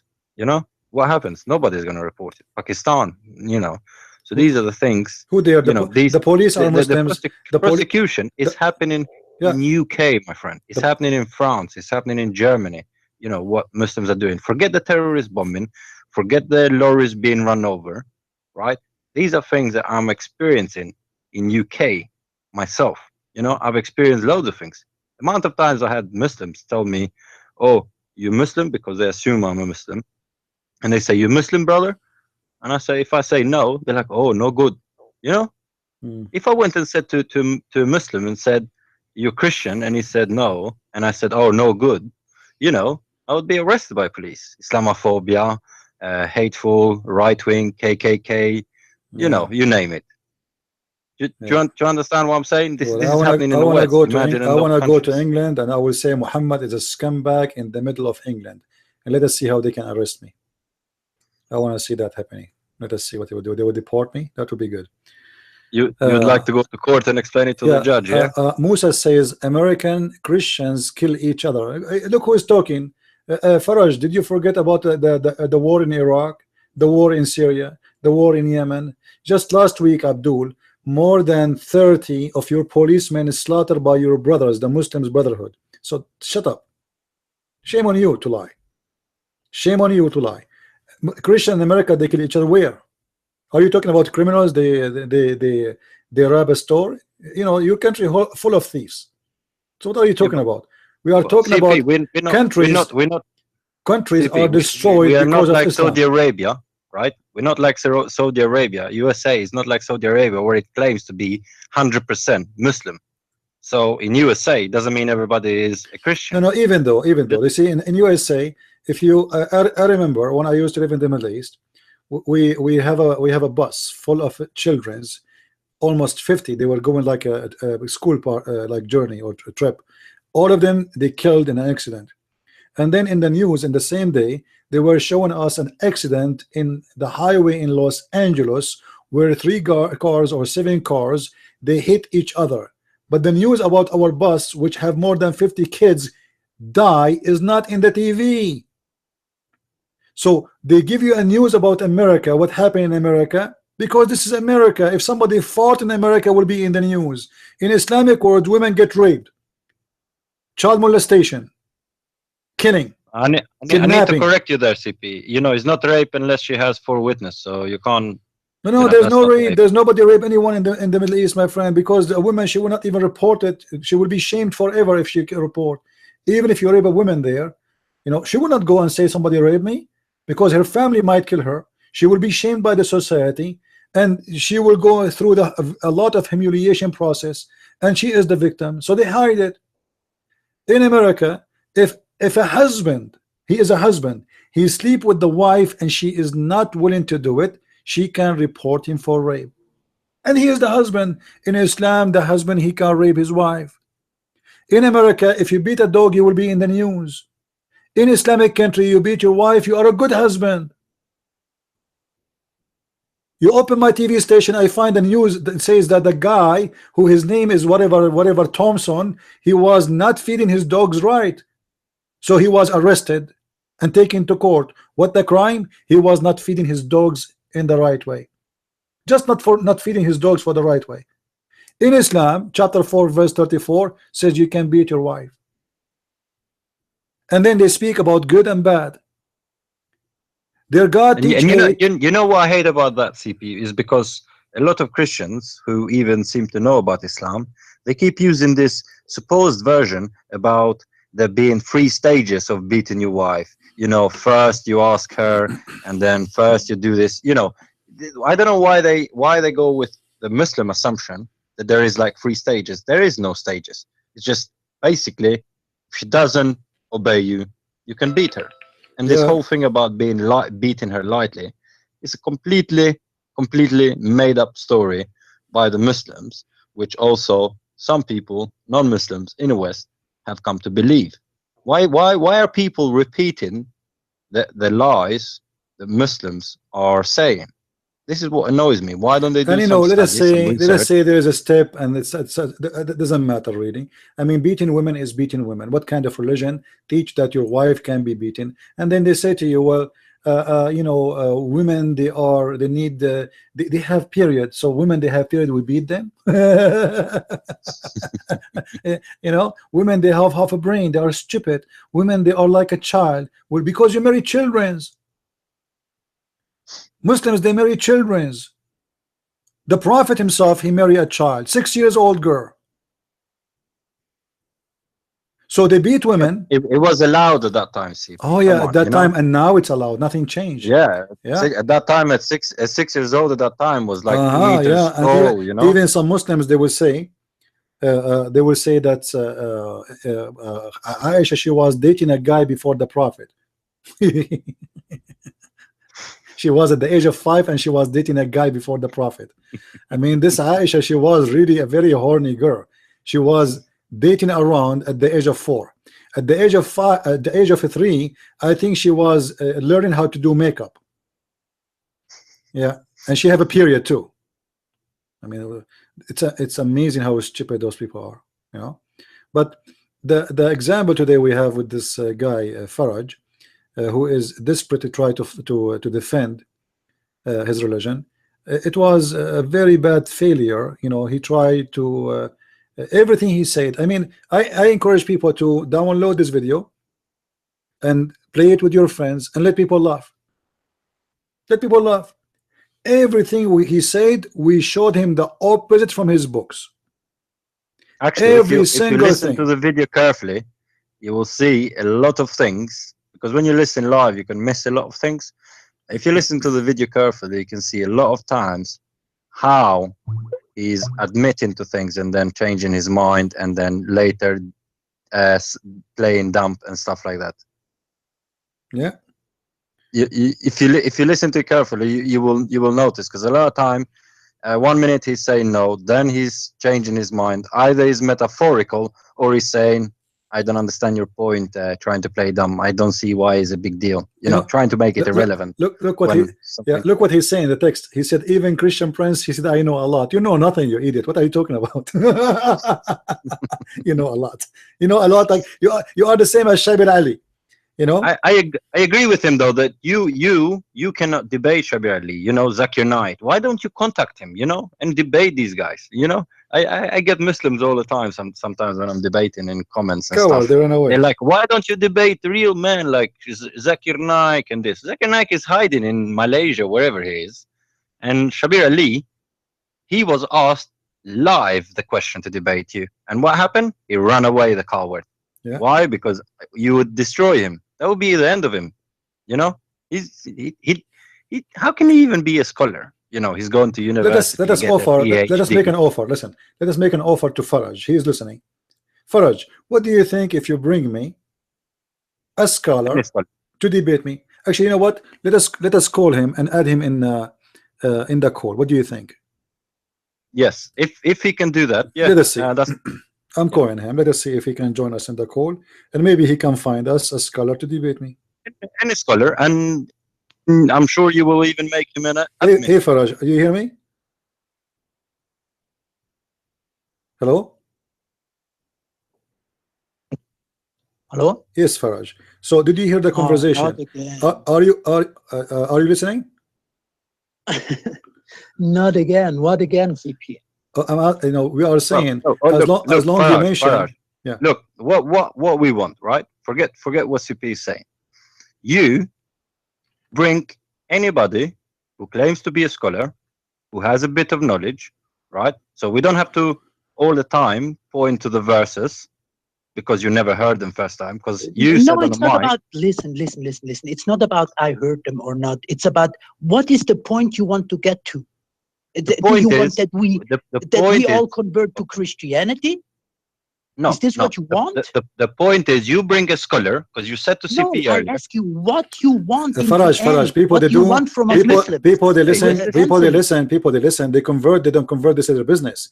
It's nothing to do with convert. The point you is, said, why don't you debate Shabir Ali, right? You said, why don't you debate Shabir Ali? Shabir Ali run from the debate. So why don't you get Shabir Ali to debate Christian Prince? It's not true. Nobody wants to put himself in this stupid situation to talk with somebody like CP. Well, because they'll be destroyed by CP. I know. Listen. He don't let you answer. He used foul language. He talks like a machine gun. That's not a normal discussion. It's like if you're talking somebody. Okay, what is the foul language? What is the foul language? What is the foul language? Let us make a challenge. Let us make a challenge. Let us make a challenge. Yes. Listen. Faraj. Let us make a challenge. Name for me one word I said it was a foul language. Listen, if you call somebody Abdul all the time and he tells you my name is Faraj, this is foul language. If I show you right now a Muslim scholar saying that every one of us is Abdul, if a Muslim scholar says every Muslim is Abdul, is he insulting you, the Muslims, or he is? And if you talk with somebody in a nice manner and you want to convince him of your opinion, you talk with his name. And it's not this way to talk with other people. Why your prophet, he did not use the Christian names when he spoke to them? He called them Nasara. In this time, there was no word evangelical, or I don't know what it's the word was. The word doesn't Nasara. matter. Okay, people have names at that time, right? Well, in general, yeah, but if you Okay, call so us why? Muslims, Okay, you show, call show me everybody on where he called people by their names. Why he is not calling Why them did by they their call names? them Jews? Why did they call them Jews or Sabians? Will he call everybody by his single name? So this is the same You for know me. my name. Why I want to call every Muslim? No, Every no, Muslim is Abdul. wait. Every Muslim is Abdul. So before you call me, You know, before no, you call I me, told you in the beginning listen, of the listen. discussion, my No, name I is do not Farah. know you. I do not know you. I asked you, I asked you. Why did Allah call us kuffars? Listen. Right? He did Isn't not that offensive? call us. Isn't that Listen. offensive? Which one is more offensive? Me calling you Abdul or Listen, Allah calling me kuffar? Listen. In the Bible, it says, if I deny the Holy Ghost, I am forever and ever hellbound. Yeah, and you are going to be in hellfire. I guarantee you that. So, so there are things in religion who are very touchy to discuss. And okay, this let me is not tell the you one topic. thing, Faraj. Yes. Let me tell you one thing. In 1 billion years, Faraj, you're gonna wake up in hell, and you're gonna listen to this debate over and over and over again. You know, you don't have to worry about the hellfire. Hellfire is gonna be nothing. You're gonna listen to this debate, and you're gonna think to yourself, how stupid was I now that you're I didn't scaring me listen with to hell. these guys when they were showing me so clear how bad and how false it was. I will never leave my religion, CP. I will be Muslim. You are till out the of end Islam my day. already. You are out of Islam can already. bring your Already. claims I and made can you. say What are this you? and What are you that. talking about? What are you talking about? You are out of Islam already. You accuse your prophet of a liar. You accuse your prophet to be a liar. Of anything. You Listen, did many CP. times. You did. People will listen. People will listen. People will listen. When I said to you what your prophet said, he said, you said this does not make sense. But the one is talking is your prophet. I showed you the Quran. I showed you the Quran. You said to me, this does not make sense. But this is the Quran. This is your God Allah saying that. I said it's allegorical. Okay. No, it's not up to you. I said to you, name for me a scholar. He agree with you. You could not get me one. So listen, I'm not going. Well, I'm not going. Go. That means I don't know. Just go. My friend, just go sleep. Just go sleep. I will give you Wednesday. I will be on online.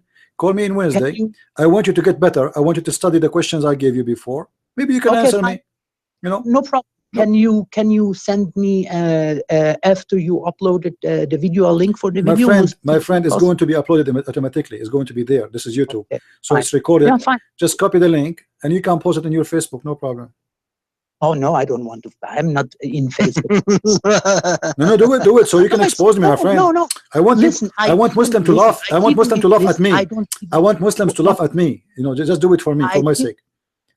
To be honest, nobody knows you, CP. Maybe some handful of people from YouTube and stuff. But are you sure? Most Muslims have no idea of you. Really? Okay. Well, no idea. It's true. Maybe some people of YouTube and some people on Facebook know you, but from the 1 billion Muslims, nobody knows you, CP. You're a joke. I have to be honest, you know. Oh, is this the guy who was talking about insulting? Maybe you have. Hold on. I'm listening. You're calling the guy a joke? Right? Yeah, because he is not. Hold on. How comes you know him then?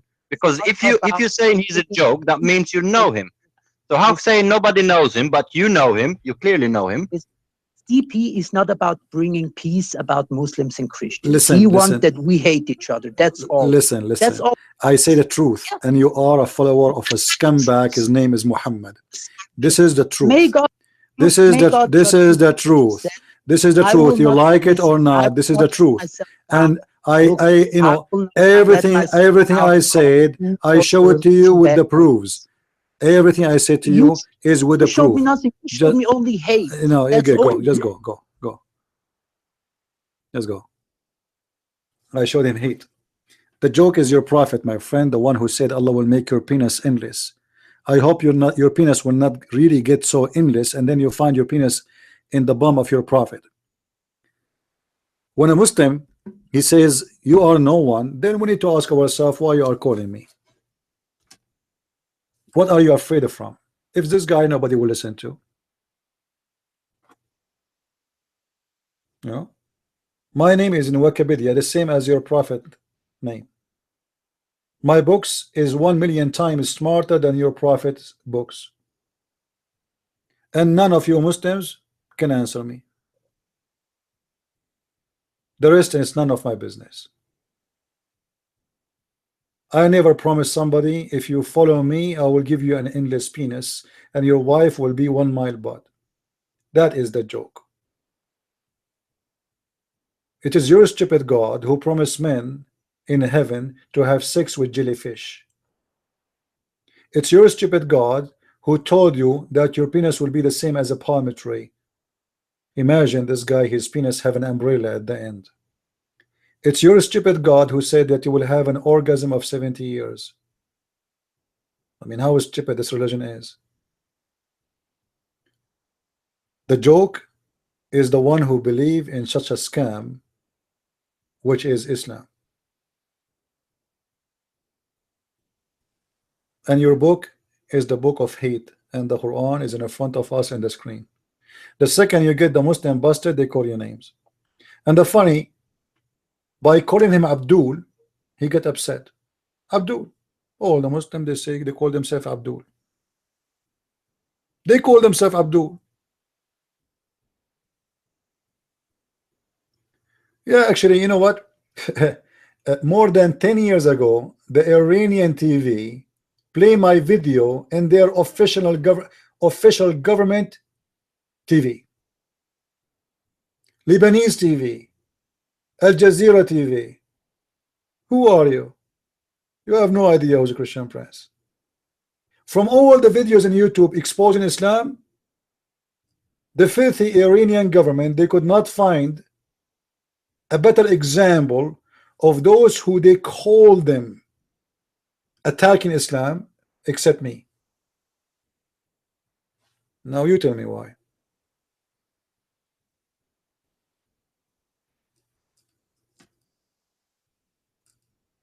And actually, for me, I don't care if the Iranian TV, you know, now they are challenging a big sheikh from Hezbollah from Lebanon to debate me. Let us see if he will do it.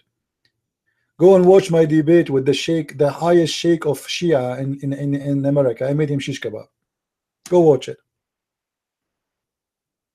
Go watch my video, my debate with the head of the Islamic Center of Tennessee, Dr. Nabil Bayekli. I made him shish kebab too. This is why no Muslim want to debate me, because they try it once, twice, thrice, and only fool will come and debate me. And you are the fool.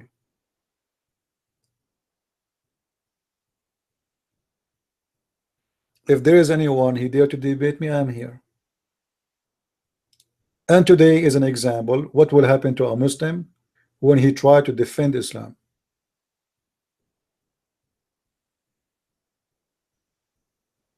Yeah, just search Dr. Nabil Bayekli and Christian Prince. It was a radio station. Two imams debating me, Nabil Bayekli and Imam Malik Sar. And Dr. Nabil is the head of the Islamic Center of Tennessee. Go laugh.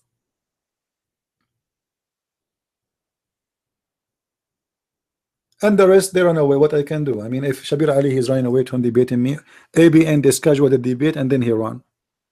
One of you, he asked him live. The video is in YouTube. Ask him, you know, when you are going to debate a Christian Prince.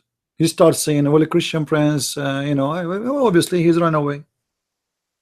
He want to debate only American who don't speak Arabic. As simple as that. Because he can play them. He can go around. This is what Islam is about. Anyway, I made a video, by the way, but maybe many of you did not download it. It's called Islam in 15 minutes. It's not. I'm not talking in the video. You can download it from Minds. I advise you. Don't forget to do that. However, I encourage really the Muslims to call us. And you look at this scam here. He says he is hateful, but he could not answer us how Allah he will spread hate until the judgment day. You believe it? I mean, how a person who is a Muslim, he speak against hate when he is following the God of hate? Did this guy lie to us? Says this is about that time, CP. This is about that time. Let me first of all, what kind of God he want to spread hate at that time? But the verse in the front of us say clearly, until the judgment day. Until what? The judgment day. So this guy, he is so upset because we got him busted. In every word he said, we show him that he is not honest. I advise everybody to listen to what the conversation from the beginning and laugh. It's a comedy show. Actually, I advise you to download it and put it in your YouTube, all of you. Let people laugh. It's a comedy. Did he say that this is at that time? But does it say in front of us to the day of judgment? As you see, you cannot trust a Muslim answering about Islam. They lie. The Muslim, they think by lying to you, they are defending their God. The fact you are doing the opposite, because people didn't notice that you are satanic. Why you lie? That's mean you are ashamed. You see, if Jesus said something, I'm not going to lie about what Jesus said unless I am ashamed of what Jesus said. And this is exactly what the Muslims do. They are ashamed of their Quran, so they deny what the Quran is saying. They say, yeah, that doesn't say that. They are ashamed what their prophet is saying, so they say, oh, the hadith doesn't say that. And then they play the game. They say to you, it's weak, and then I get them busted. This hadith is not weak. I show him it says sahih. The only way to get away from it is to lie. But this is a very good sign, telling us that Muslims are unhappy with their skin. They are wearing a skin, but they don't like it. This is why they lie. I never saw a Muslim, he don't lie when you ask him about Islam. Then we got him busted again and again and again. And this is what we do. This guy is wondering why Christian Prince is doing this. Because I want to show everybody that this is a cult. And me as a Christian, I've been ordered to teach and preach. In this scenario, I'm not preaching, I'm teaching. Christians and non-Christians, they have the right to know the truth, because Islam spending a lot of money trying to deceive people and tell them that this is a great religion. Islam mean peace. Where you get this from? Islam mean peace? Where? Islam mean you surrender. Islam is the opposite. Islam mean killing. Islam mean hate. Islam mean disgusting. Islam mean rape. Islam mean theft. Islam does not mean peace. When Allah He spread hate between the Christians, as we see in front of us on the screen, is that will spread peace? If Islam is peace, I mean, if I spread hate between two of my neighbors, is that what will make peace in the neighborhood? This is Islam.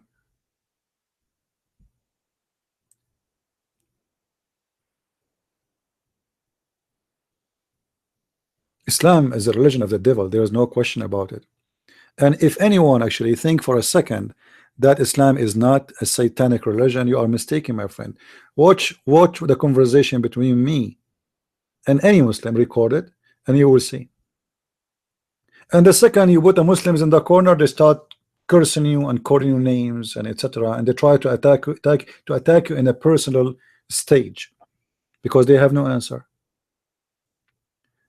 The personal attack is a must, because they cannot respond to your claim. So they try to put you down. It's a sign of bankruptcy. They are bankrupt, the same as their God, Muhammad. Muhammadan, all of them, they share one thing. They share the shame of Islam. This is why they lie about what we believe. Ask any Christian. Huh? How Muslims, what the Muslim they say about the Trinity? They lies about the Trinity. They lie. I never saw a Muslim speak about the Trinity without lying. I never saw a Muslim speaking about Christianity without lying. I never saw a Muslim speaking about Islam without lying. So what is left? They lie about us. They lie about themselves. They lie about their God. They lie about our Messiah. They lie about our Quran, our Bible. They lie about their Quran. So what is left? They lie. Yeah, here we go. Now his mom, she became a Christian. No wonder your mom should. You see, guys. Look. Hold on. Let me show you how stupid this idiot is. Look what he said. Look what he said. He was trying to convince me that Islam did not teach him to hate us. And he said, my parent did not say that to me. And now he's saying, my mother is a Christian. So your mother, she will teach you to hate Christians? If this isn't true, if you're not lying, that explains that you are trying to do taqiyya. You try to fool me, saying to me that my parents are Muslims. And my parents did not teach me to hate the Christians. And now he just said, my mother is a Christian. Do you see what I mean when I say Islam is a scam? So all the conversation about my parents did not teach me to hate Islam was a lie? To hate the Christian, sorry? His mother is a Christian, as he claimed.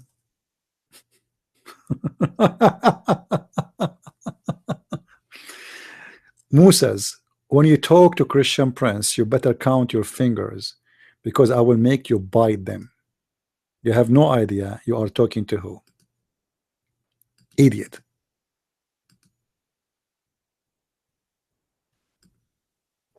Stupidity is amazing. So he was practicing taqiyya with us, speaking about his parents. My parents, they never taught me to hate you. Do you know that? How come I never heard of my parents? How many times he repeat that? And now he says to us, my mother, she is a Christian. So, your mother, she never read Al-Bukhari? No, she never read Al-Bukhari. Not all Muslims read Al-Bukhari. But you said, did you say not all Muslims read Al-Bukhari? Do you think all Muslims read the tafsir? And now he just said she is a Christian. So he was lying, saying to us she is a Muslim, and now he said she is a Christian. Muslims, don't be surprised when you see a Muslim lie, and he is stupid when he makes his lies. It's in their blood. Stupidity is amazing. Anyway, I think we have enough for today, and I hope by the way, I might do broadcast tomorrow, so please subscribe if you like what we do.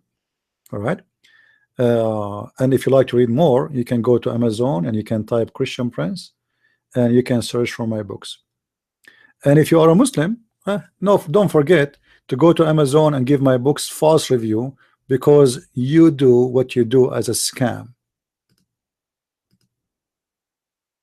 As I showed you, the Muslims, they making reviews for many books, my books, like as an example, this book in German, and they give false review. Look how many false review. 1 star. None of them bought the book. You see here it says, if a person he bought the book, it shows verified purchase. Not even one. This is a German book. Not even one of them he bought the book. Those are the Muslims. My books, the German books, or soon we will have the second German book, is driving the Muslims crazy in Germany. They are making videos on YouTube. Please guys, do something. Christian Prince book everywhere in Germany. Do something. Give him false review, brothers. Do something. And this is a scumbag here. He is making a request live in YouTube saying, go and give Christian Prince false review. If Muslims are people of dignity, and if they have a morality, they will not do such a thing as you see this guy here he is doing. What kind of religion? The religion is encouraging its followers to make false review. Unless they are false, their God is false, and their prophet is false, and they have morality, and your father is the devil.